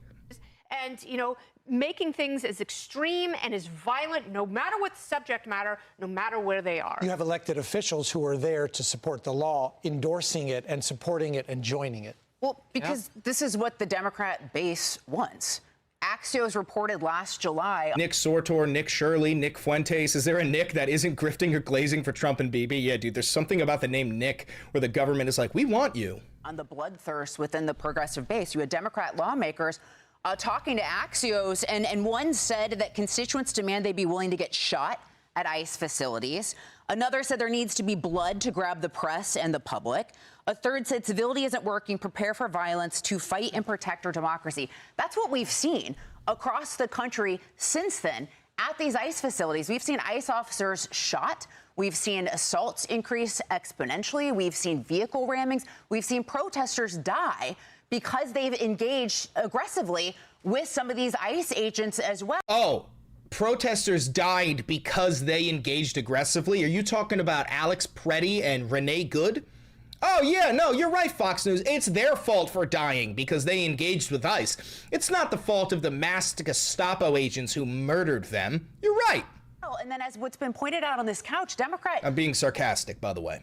Lawmakers, they're not discouraging it. They're lighting the match. They're encouraging it. Every time they call the ICE the Gestapo, every time they make references to Nazi Germany, they are pouring gasoline on the fire. And exactly, which is why it should be illegal to equate this government to Nazi Germany. It should be illegal to call Donald Trump a fascist. We should actually make it illegal to criticize the president in any way, shape, or form. They keep on calling us fascists, so we should make it illegal for them to call us fascists. That's not fascist. Further erupting. And as you pointed out, Harris, we've had 13 lawmakers on the Democrat side visit the Delaney Hall in the past 2 weeks alone. We had one member of Congress, a Democrat, arrested and charged for attacking federal agents, for assaulting federal agents. So I'm sorry, but this is what the Democrat Party today wants. It's evil, it's wrong, but until they condemn it, we're just going to see more of this, unfortunately. So my big question, Lydia, is are these lawmakers showing up to a riot, or are they fomenting this on the front end? I mean, I think we need to take a closer look at how involved they could be. And I think it's worth reminding everyone why this all started at Delaney Hall. It was over concerns about the quality of the food. No, it was because they had mold and maggots in their food. It's because they weren't giving these people medical attention. It's because they weren't allowing these people to sleep. And it's because they were living in subhuman conditions and they are being enslaved, forced to work for $1 a day. People don't know this about Delaney Hall. Delaney Hall is a private prison run by Geo Group, and they do not have maintenance staff. The detainees are enslaved and forced to work for $1 a day, making the food, cleaning the cells, doing the laundry. They are literally enslaved and forced to work for $1 a day. That is why they're on hunger and labor strike. Go from questioning what are they eating to suddenly allowing people shouting, "I'm going to kill you" at these riots. Well, you know, what's really interesting is, so we got a whole list of that. We showed it last hour, and it was all the ways that those things are being addressed. We've got the accused assassin. Well, they didn't want to prosecute him that way, but Luigi Mangione, they were worried about his food, who's a vegan, who's not among the accused assassins here in the country. I mean, we've gone so far afield from the crimes that are being committed. And look, this is not Iran. We imprison somebody, of course we have standards for how we feed and clothe and do all of that. But if you want to challenge on that, then let's talk about the menu. It's out today. We've done our homework. Last quick thought. No, I have no, but this is so ridiculous. I was looking at the wall that had all the politicians that have actually visited in the last 2 weeks, and I don't know if we can put that up. What legislation have they sponsored? Well, I think it's bigger than that, and we talked about it just a minute ago, and I'll be short about it, is are they endorsing, are they crafting, are they driving, and are they validating this for people that these folks that are out there committing these, what I'll call crimes, are they going to feel like they have protection of these lawmakers? They do. But it's But also are they not actually going to feel like they have it? Real quick, it's also not just over, worried about like young women and children. They have defended, and 5 lawmakers went to El Salvador to stand with Kilmar Abrego Garcia when he was in prison there. The Maryland dad, yeah, who has been accused of being an MS-13 member. Yeah, keyword there is accused, you dumb cunt. Every single one of these accusations has been proven false. Of human smuggling, of beating his wife, right? So it's not like they're just trying to stand with, women and children. They're standing behind criminals and trying to prevent. He's not a criminal. They're trying to win points, is what they're trying to win. The theater. Jesus fucking Christ. New Trump Truth Social post, apparently. All right, let's see. I had a very productive call with Prime Minister Bibi Netanyahu of Israel, and there will be no troops going to Beirut, and any troops that are on their way have already been turned back. Likewise, through highly placed representatives, I had a very good call with Hezbollah, and they agreed that all shooting will stop, that Israel will not attack them, and they will not attack Israel. Oh, well, none of that is going to happen. He's completely fucking wrong about that. Talks are continuing at a rapid pace with the Islamic Republic of Iran. Thank you for your attention to this matter. Let me make a quick video. Let's make a quick video on this because that's so fucking funny. That's so fucking funny. Okay. Here's what Trump just posted on Truth Social.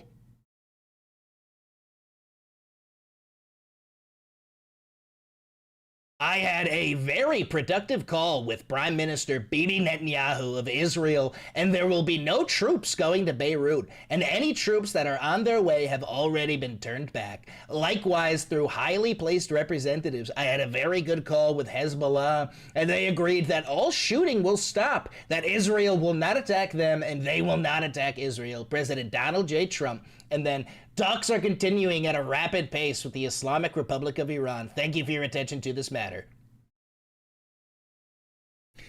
So when Trump says there will be no troops going to Beirut, what he means is Israel will just bomb Beirut instead of sending the IDF, because the IDF is afraid to go fight and die because they're used to fighting against children instead of Hezbollah. Also, I'd like to point out the fact that Israel will attack Lebanon and Lebanon will attack Israel. That's going to happen, and Donald has no fucking power over the situation.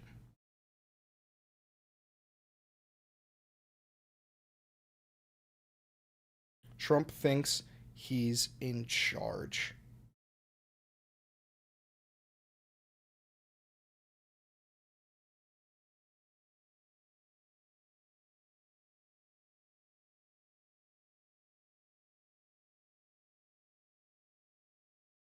Israel is gonna bomb Lebanon again in like 20 minutes.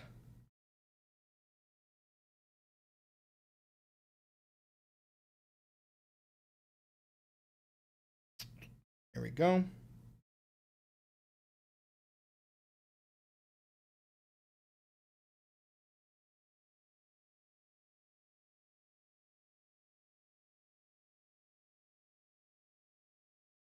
Dude, I do find it hilarious when Trump acts like he's in charge, because he's saying is like Israel will not attack Lebanon, Lebanon will not attack Israel, and then they're gonna get bombed in like 20 minutes. They're gonna start dropping bombs in like 20 fucking minutes.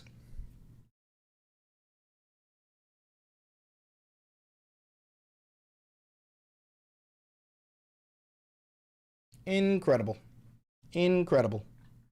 IDF is very combat inexperienced. No, it isn't. The IDF primarily fights against children.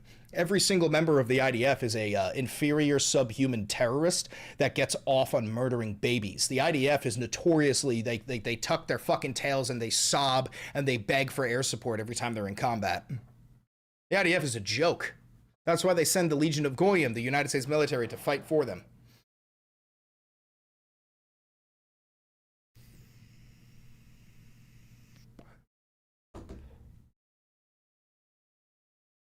They wouldn't be able to fight a real war? Of course not.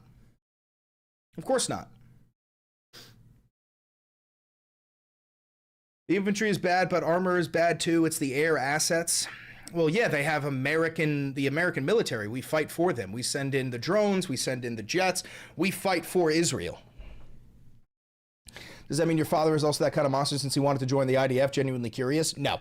My dad was, he served in Vietnam and he had no other fucking skills. And when he got out of Vietnam, he tried to become a mercenary because he was lost and confused. Nobody would accept him. So then the next possible option was to join the IDF. They wouldn't even accept him.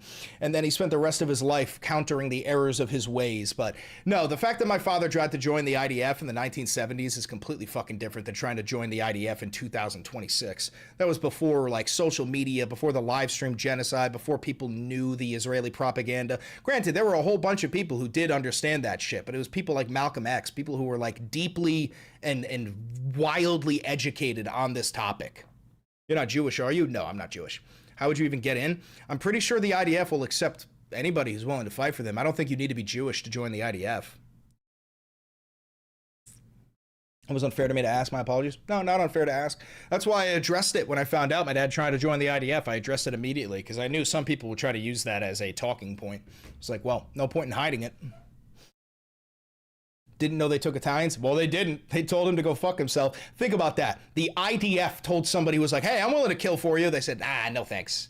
No thanks, buddy. No thanks. Yeah, like the French for Foreign Legion. I mean, anybody can join the Foreign Legion.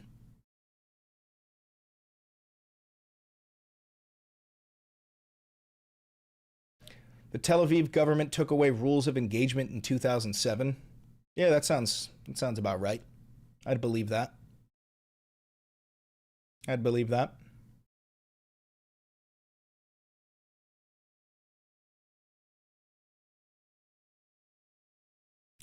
Excuse me. Thank you for the $2.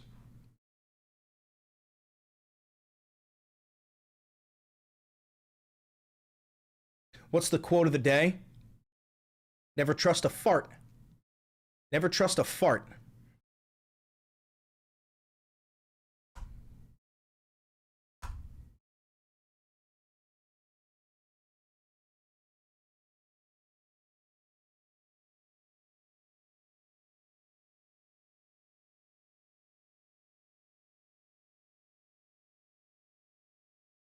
We got more Fox News coverage here. Let's see what they what propaganda they want to spin. Past the hour, the U.S. and Iran trading a new, fresh round of strikes overnight as we await word on a potential peace deal. President Trump weighing in over the weekend on the status of negotiations with Lara Trump on Saturday. But we're close to a very good deal, and if we can make it good, otherwise we just start up with the Department of War. The one guarantee that I have to have is that there will be no nuclear weapons. They've agreed to that. No, they haven't. And it was very interesting. They originally said we will not develop a nuclear weapon. Again, this image, it says a million words. A Trump interviewing Trump in front of a memorial, a painting of Trump. It's so fucking dystopian, dude. Like, if you don't know who this is his fucking daughter-in-law. This is his daughter-in-law interviewing him. I said, well, what happens if you buy a nuclear weapon? So now it says we will not develop or in any way purchase a military weapon. That's a big difference. All right, Trey Yingst, he's got the difference now. He makes the difference in Tel Aviv, and he's live with more. Trey, where are we? Hello. Yeah, hey, Bill, good morning. U.S. forces conducted multiple strikes on Iranian targets over the weekend. According to Central Command, we understand these strikes went after Iranian radar systems and command and control sites for drones in Gorak, Iran, along the coast and on Keshem Island. CENTCOM described the action as defensive in nature to prevent Iran from attacking international shipping lanes and after Iran shot down a $4 million U.S. drone. The Iranians responded by targeting Kuwait with drones and missiles early this morning. Overnight, President Trump posted to Truth Social saying, in part, Iran really wants to make a deal and it will be a good one for the USA and those that are with us. Iran's parliament speaker and top negotiator Mohammad Khalibaf said this on Sunday about the ongoing talks. What matters to us are the tangible achievements we must obtain in order to undertake our own commitments in return. And until we are certain that we have secured the rights of the Iranian nation, we will not approve any agreement. New this morning, Iran's I foreign fucking minister hate Fox trying News, to... bro. So do I, but it is very important to see what the most watched news channel on planet Earth is telling people. Like, as much as we hate Fox News, it is very important to know what they're saying because the overwhelming majority of Americans are getting their information from Fox News. To attach the possible deal with the United States to the situation in Lebanon. He said on X, the ceasefire between Iran and the U.S. is unequivocally a ceasefire on all fronts, including in Lebanon. Its violation on one front is a violation of the ceasefire on all fronts. The U.S. and Israel are responsible for the consequences of any violation. Over the weekend, Hezbollah launched more than 50 rockets into northern Israel as Israeli ground forces pushed deeper into southern Lebanon. This morning, Israeli Prime Minister Benjamin Netanyahu ordered the IDF to strike the Lebanese capital of Beirut, specifically the Dahya neighborhood, a Hezbollah stronghold. Since that announcement, thousands have fled the area in this part of Beirut in cars and on foot. There will not be a situation where Hezbollah attacks our cities and our citizens and its terror headquarters in Beirut and the Dahya remain out of bounds.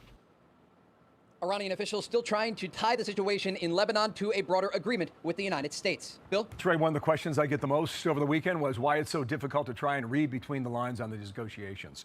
And it could be because the president's keeping his cards close. And it could be because the Iranian leadership is so filled with subterfuge over the years. Based on your experience there in the region, how would you best address that question, Trey? Yeah, Bill, it's a great question. And look, it's a game of telephone for the Iranians. They have a network of couriers, and they are delivering messages from negotiators like the parliament speaker Khalibaf to Iran's supreme leader Mujtaba Khamenei, who is likely hiding deep underground, worried that if this war does resume, he would be a primary target for the United States. Somebody said, do you think the Bab el-Mandeb Strait is closing soon? If the Iranians also close the Bab el-Mandeb, then we are quite literally going to look at Armageddon. If you have the Strait of Hormuz and the Bab el-Mandeb both closed, that is going to do so much damage to global shipping routes. No matter what the product is, it doesn't matter whether it's oil or not.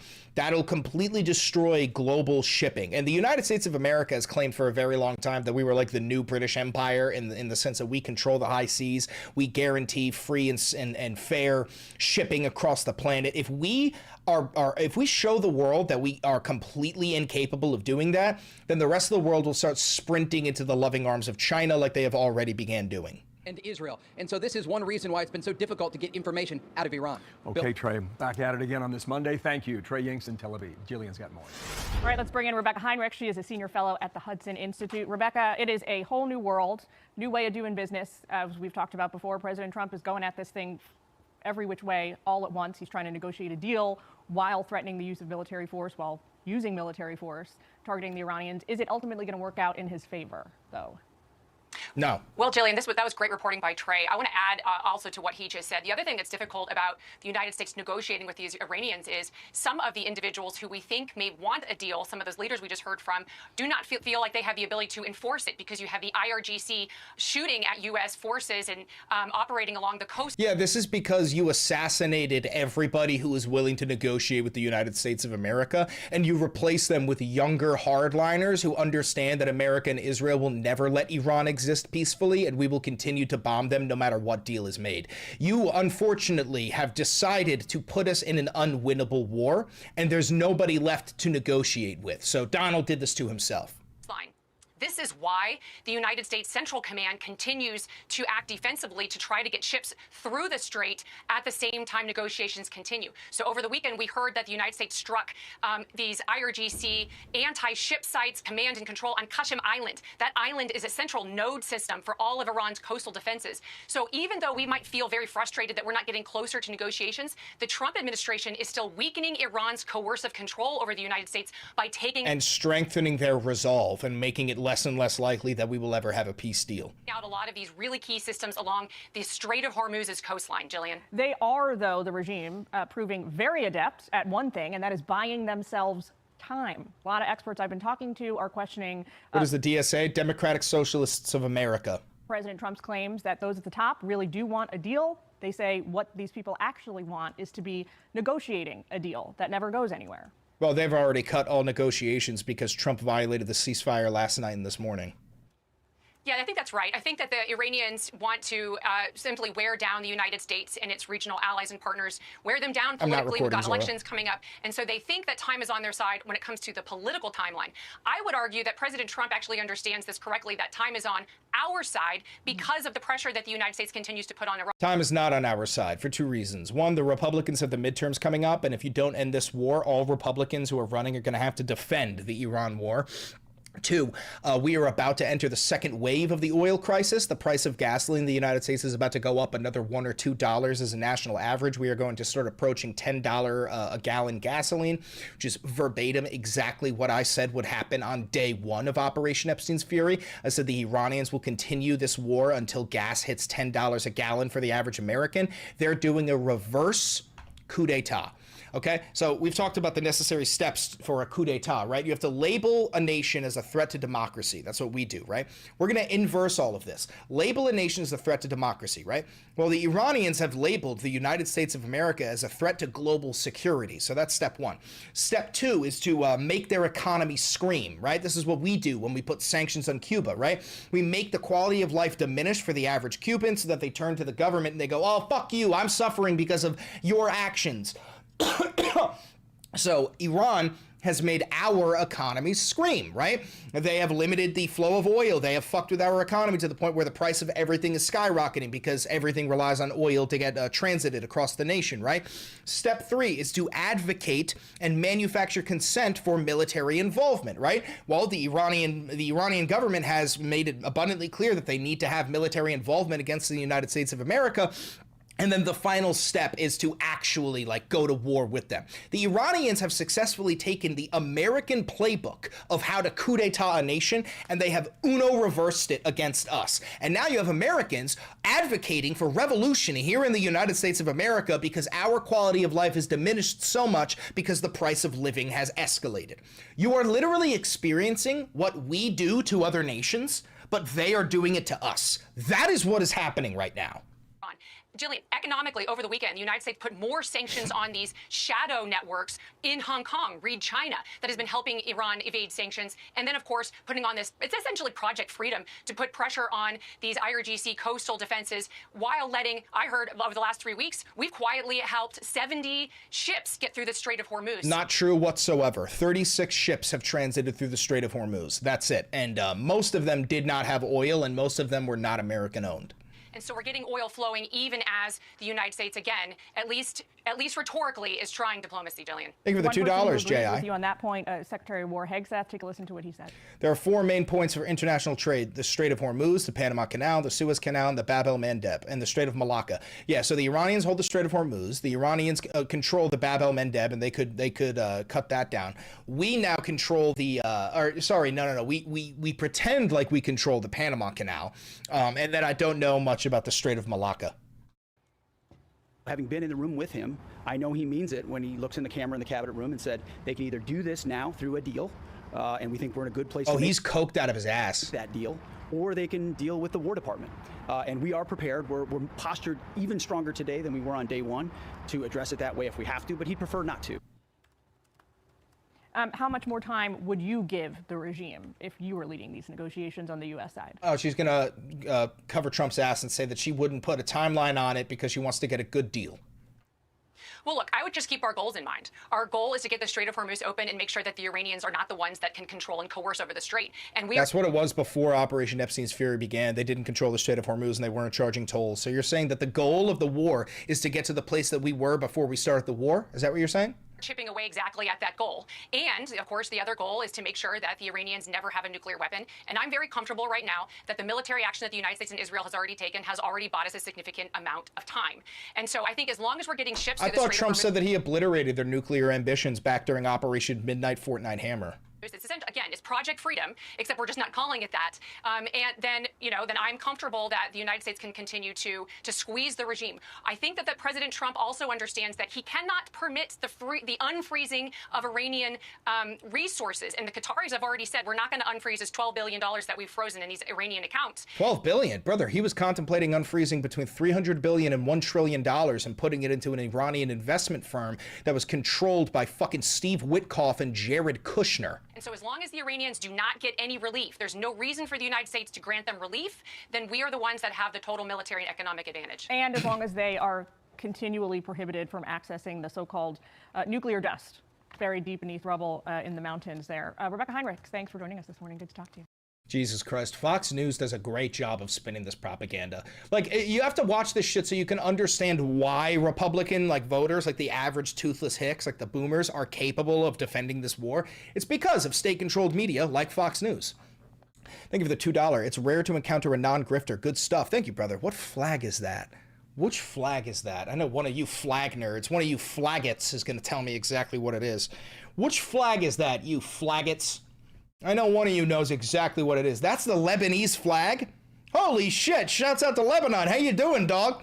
Under those Israeli bombs. How you doing, dog? How you doing, dog? How you doing? How you doing? It's gotta be Scary Boberry over there, huh? It's gotta be scary as fuck. I've been out of there for a bit. Oh, you got the fuck out of there? Smart.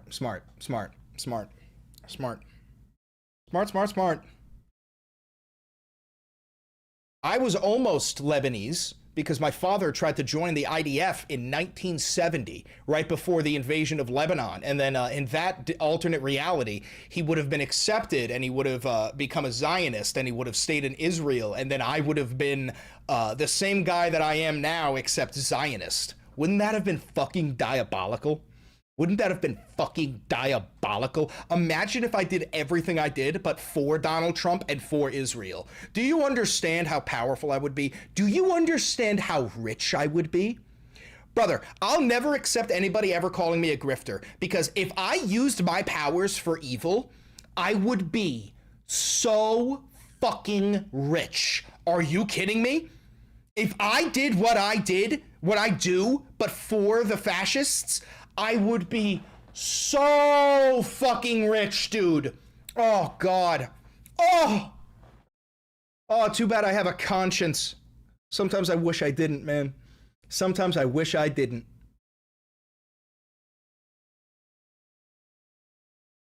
You'd be on Fox News, dude. I'd be one of their, main contributors. Bizarro Chris, that's Viscrelenti. That Viscrelenti, which also even sounds like an Israeli name. Viscrelenti. It's you know how their names are Bezalel Smotrich and Itmar Ben Gvir. They're the craziest names you've ever fucking heard. Viscrelenti would have been a Zionist. I remember Viscrelenti. I'd be swimming in money, dog. $7,000 a post. Type shit. Excuse me.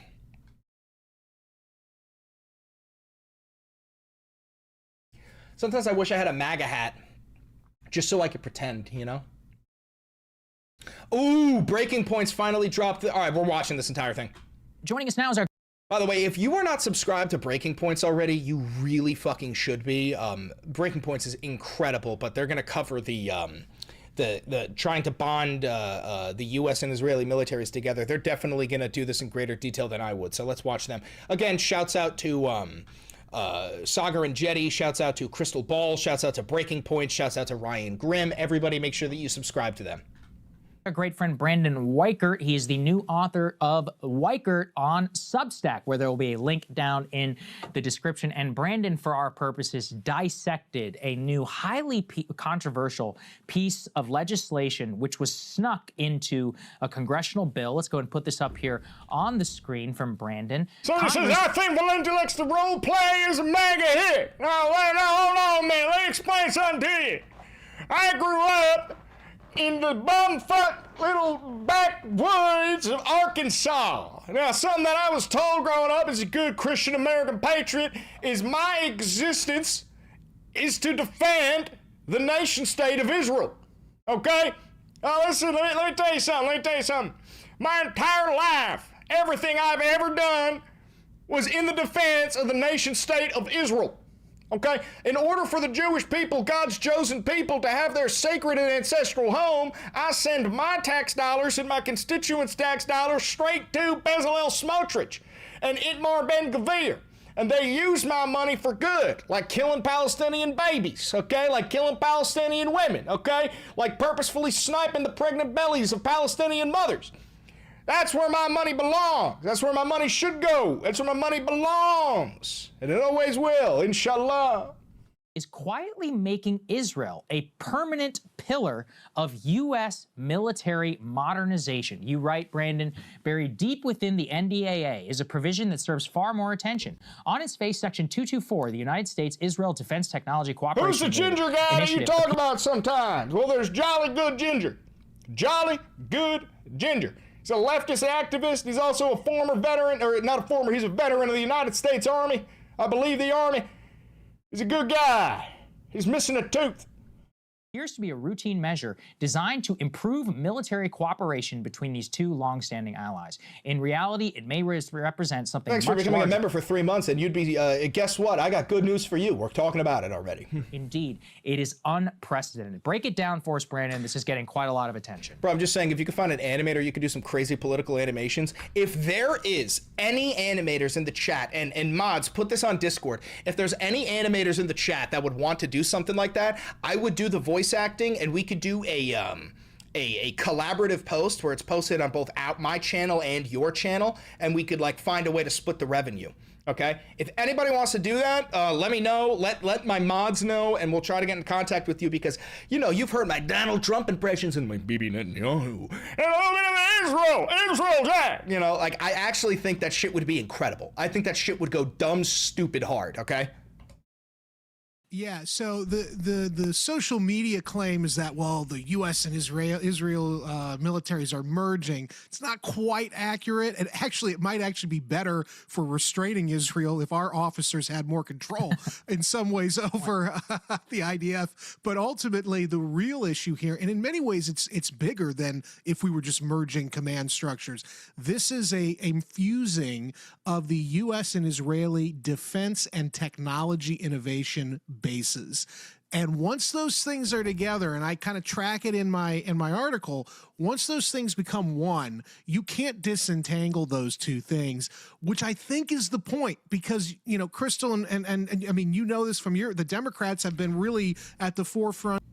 Donald, I'm receiving word that you are considering not sending me $1 trillion. That's completely unacceptable, Donald. If you don't send me that $1 trillion, I'm going to have to release the video of you raping that little girl. What do you mean, which one? I've got all of them, Donald. Of sort of becoming skeptical of Israel, and then of course the Republicans are now, the young people on the right are kind of following that suit. But ultimately the Israelis know that in the long run they cannot rely on foreign aid as it is currently structured coming to them, because the next generation is rising in both parties and both sides are skeptical of Israel. So the Israelis have to be afraid that they're going to get cut off. If they do it this way, though, this is a backdoor way for Israel to ensure not only it continues to receive aid through this section, but also it allows them to basically have access to our entire tech base. So call me crazy, but like what he's saying is true. Like if this bill is signed, it doesn't matter who's in control. You would need Congress to undo the action. But call me crazy, but we have seen Trump disregard Congress so many fucking times. If I were the president in 2028 and Congress already signed this merger between the Israel and American governments, right? I would just simply disregard Congress entirely. I'd say, I don't care. We're terminating the deal. And they'd go, but that's unconstitutional. And I would go, again, I don't care. If you try to combat me, I will throw you in prison without due process. People go, oh, that's fascist. I go, I don't care. I don't care. We are not allying with Israel. We are not merging our militaries together. And if you have a problem with this, you are committing treason and you will immediately be thrown in prison. That's what I would do. And I believe that that's the point where we need to be. We need to start to embrace the enemy's tactics. So let me read a little bit of your piece here. You say Section 224 goes well beyond traditional forms of cooperation that we already have with Israel. You say the legislation directs the Secretary of Defense to appoint a dedicated... I'm at the point in my life where I proudly say that I think we should be rounding up all Zionists and deporting them. Like, if there was ever a valid use of ICE, it would be to round up any and all people who are Zionists. I don't give a fuck if you're a sixth-generation American, and deport them. It should be as ostracizable as being a child rapist. Dedicated executive agent to synchronize bilateral defense technology efforts. That official will be tasked with identifying Israeli origin technologies that could be incorporated into U.S. programs of record, facilitating their transition from research projects into actual procurement pipelines, and promoting industrial partnerships and co-production arrangements between American and Israeli firms. In other words, Congress is not merely encouraging cooperation, it is directing the Pentagon to actively search for Israeli technologies that could become part of the future U.S. military. And you paint a portrait of this integration making it very difficult if you had a future president who had a different view of the U.S.-Israel relationship to unwind this relationship and also make it very Deport them to where? Good question. Who the fuck cares? To space. Difficult for a future Congress that may have other ideas to step back from what we are doing with regard to Israel without hurting our own national security. That's 100% correct. And, you know, this is sort of quietly being admitted now, but it's an implied admission by our DC elites, both parties, that the U.S. defense industrial base, despite possibly getting $1.5 trillion next year, can't produce advanced technology reliably on its own. So now it's having to pivot and go to, other countries and say, hey, we need your stuff. So that's also sort of a subtext here, which is another significant crisis. But the whole thing here with Israel is, yes, they are a partner, but they have their own agenda, as all countries do. Why do we keep enmeshing ourselves with other countries that do not share our exact values or strategic outlook at the level that we currently are? This is a tighter relationship if the bill passes as it's written. This will become a tighter relationship than even the special relationship between the United States and the United Kingdom. It will be closer than the U.S. and NATO's relationship. Yep. And we saw with Jonathan Pollard in the 80s, the Israelis will deploy spies or use spies to steal our stuff and then sell it to the highest bidder for their own purposes, throwing us under the bus. Imagine what they're going to be able to do with access to our most advanced quantum computing, biotech, etc. research. Yeah, and let's go start actually with D1, guys. I'll read from some of this. So this is a field report from Lebanon. There is a growing debate over the military significance of Beaufort Castle, which observers are saying after 15 months of war, Israeli forces reached a symbolic historical site less than 4 kilometers from the border. Rather than capturing a key resistance stronghold, they contend the castle's value is primarily media and psychological, not operational. Brandon, you want to break some of this down? A castle which literally dates back to, what is it, the first... I'm going to get my Crusades mixed up. It's one of the Crusades. I think it's the First Crusade. Okay, I might be wrong. Castle that goes to the First Crusade, clearly of significance to say we basically are the conquering heroes, the party, and it's a message to the world about this messianic Discord hit 1K members. Hell yeah. That's exactly right. And whenever armies start engaging in symbolic ideological sort of, sideshows, which is what this is, at the expense Been of waiting for the tactical- booty shorts, but I don't think we're ever going to get them. Dude, we went through on Shopify. They don't have booty shorts that you can create. Probably they do, but they would be so wildly fucking expensive that nobody would be purchasing them, and I don't want to like charge you guys $50 for a pair of booty shorts.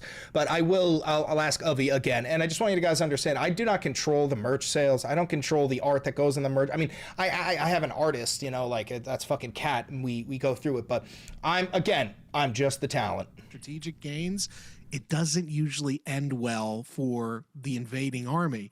And so this does look to me like the Israelis are saying, we're not going anywhere. In fact, we're going to expand our footprint. And in fact, they're moving beyond the Litani River at great cost to themselves. You had the IDF chief of staff twice now come out in the last 4 weeks saying if we keep going at this operational tempo, the IDF will be broken in southern Lebanon because they can't sustain the logistics chain. They can't keep losing. I mean, Merkava main battle tanks, upwards of 60 to 70, have been destroyed because they keep sending these things down the gut.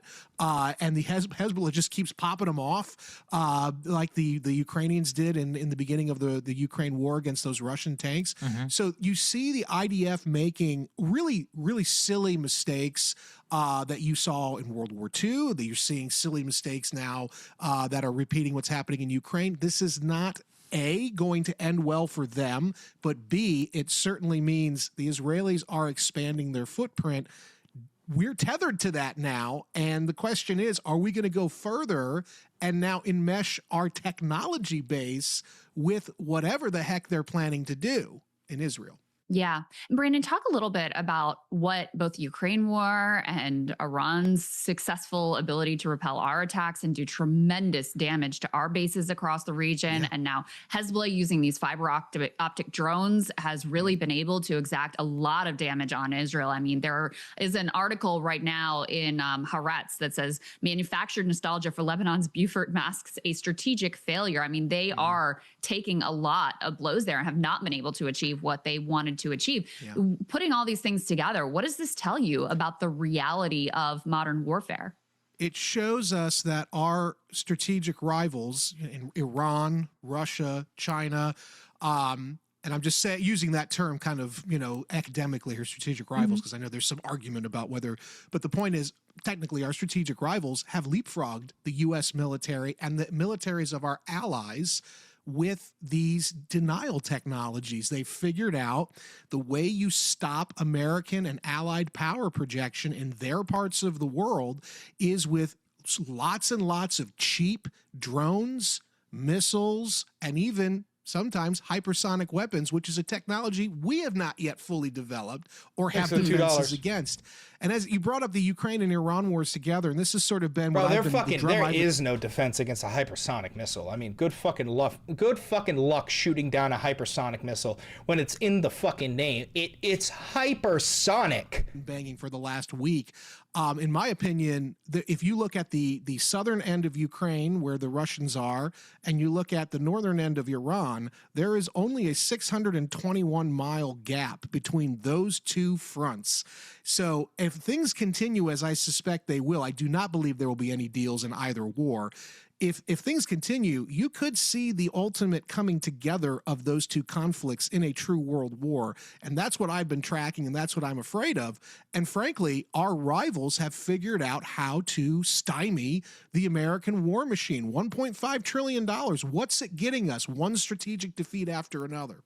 It is crazy, Brandon. And, actually, let's have you address this. So it was the CSIS chart, but I'll describe it to you, Brandon. Oh, we talked about this. I was ridiculed for saying we're pretty much out of ammo. We're literally out of ammo. So I said it will take 5 years to replace 39 days of munitions used in the Iran war. It was called a liar, an American decliner, apparently. Yep. All I did was post Ryan the McBeth chart. went after you. I saw that. He went after me, too, apparently. Okay, so let's get into it then. All I did was post this chart, which said estimated return to pre-war inventory. That's it. Where it says for Tomahawk, late 2030, early 2031. For THAAD, mid to late 2029. You just referenced our timeline, an industrial base for $1.5 trillion. Why does it make it so vulnerable to the studying of the Iran conflict and of Ukraine whenever we have timelines like that? Or are the timelines fake, as he's saying?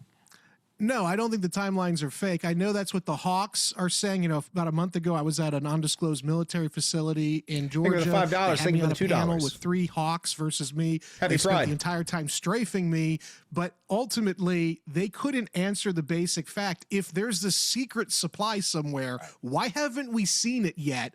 And of course, the answer is there's no secret supply. And actually, my newest article on my Substack, I actually took part of what you were saying and I expanded on it because Ryan Macbeth also went after me, apparently. The bottom line here is this is math, okay? Math is like gravity. You can't... Thank you for the $5. Congrats on the growth, Valenti. I'm so proud. Keep your balls tight, twin. Here's to another 6 months. Love the content and the unadulterated truth. Thanks, man. I will keep my balls tight. Can only resist it for so long.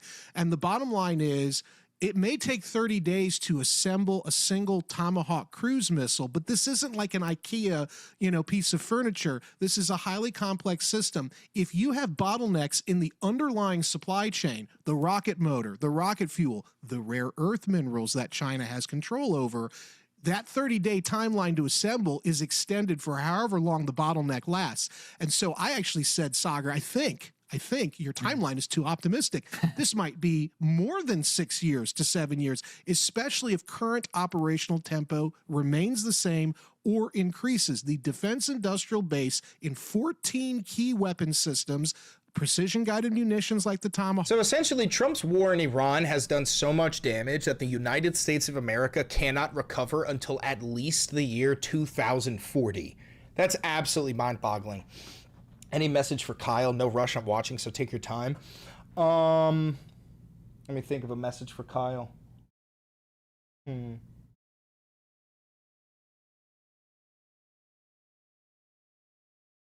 Okay, how about this?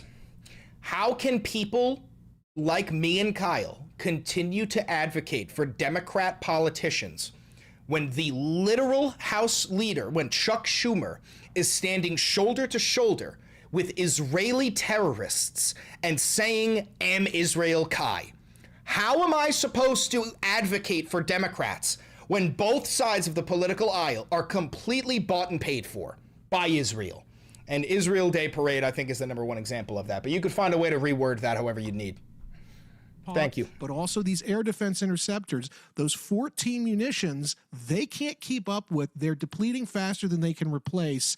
And at some point, we're going to have to switch munitions. And I think actually that is informing Trump's ceasefire right now, is that he's trying to buy time for a little bit more of these systems to be built.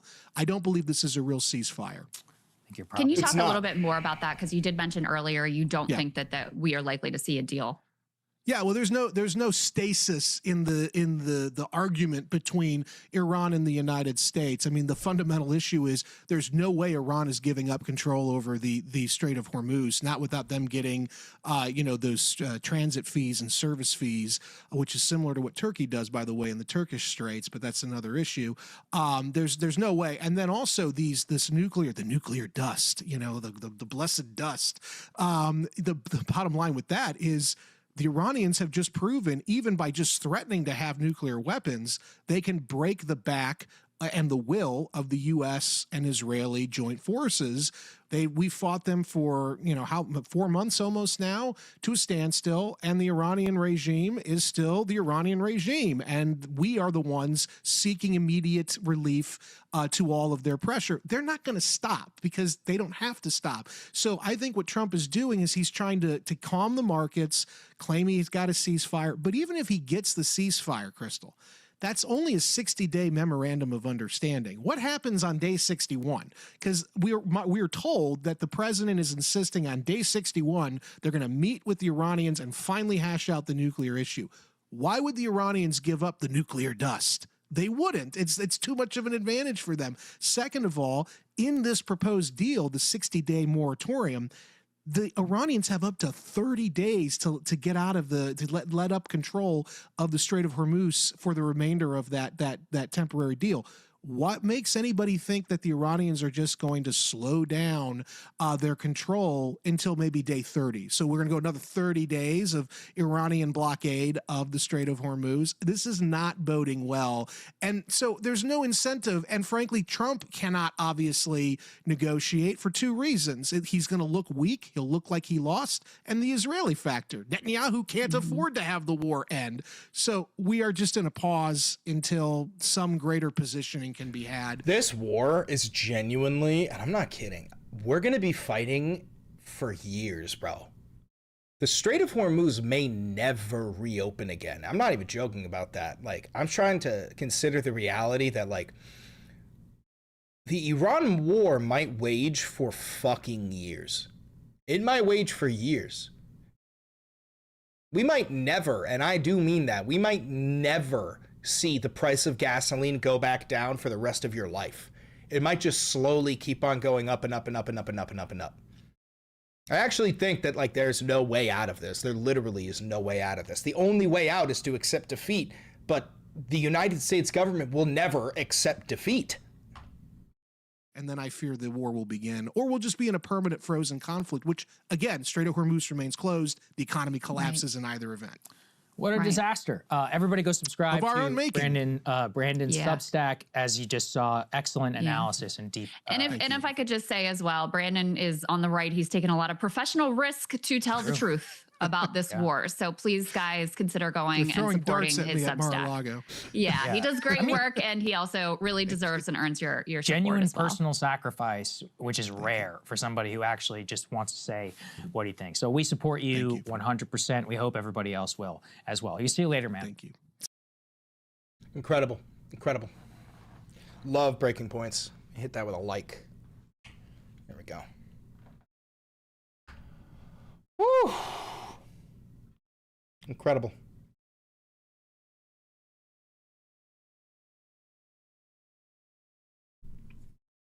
All right, guys. I think I'm going to end the stream there. I think I'll end the stream right there. I feel like that's a good place to end the stream. You guys feel a little bit smarter than when you hopped in? You guys feel a little bit more updated? A little bit more informed than when you joined? I hope you do. That's the goal. That's the goal.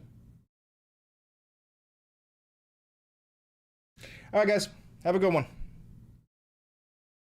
Hasta la bye-bye. Hasta la bye-bye. Hasta la bye-bye.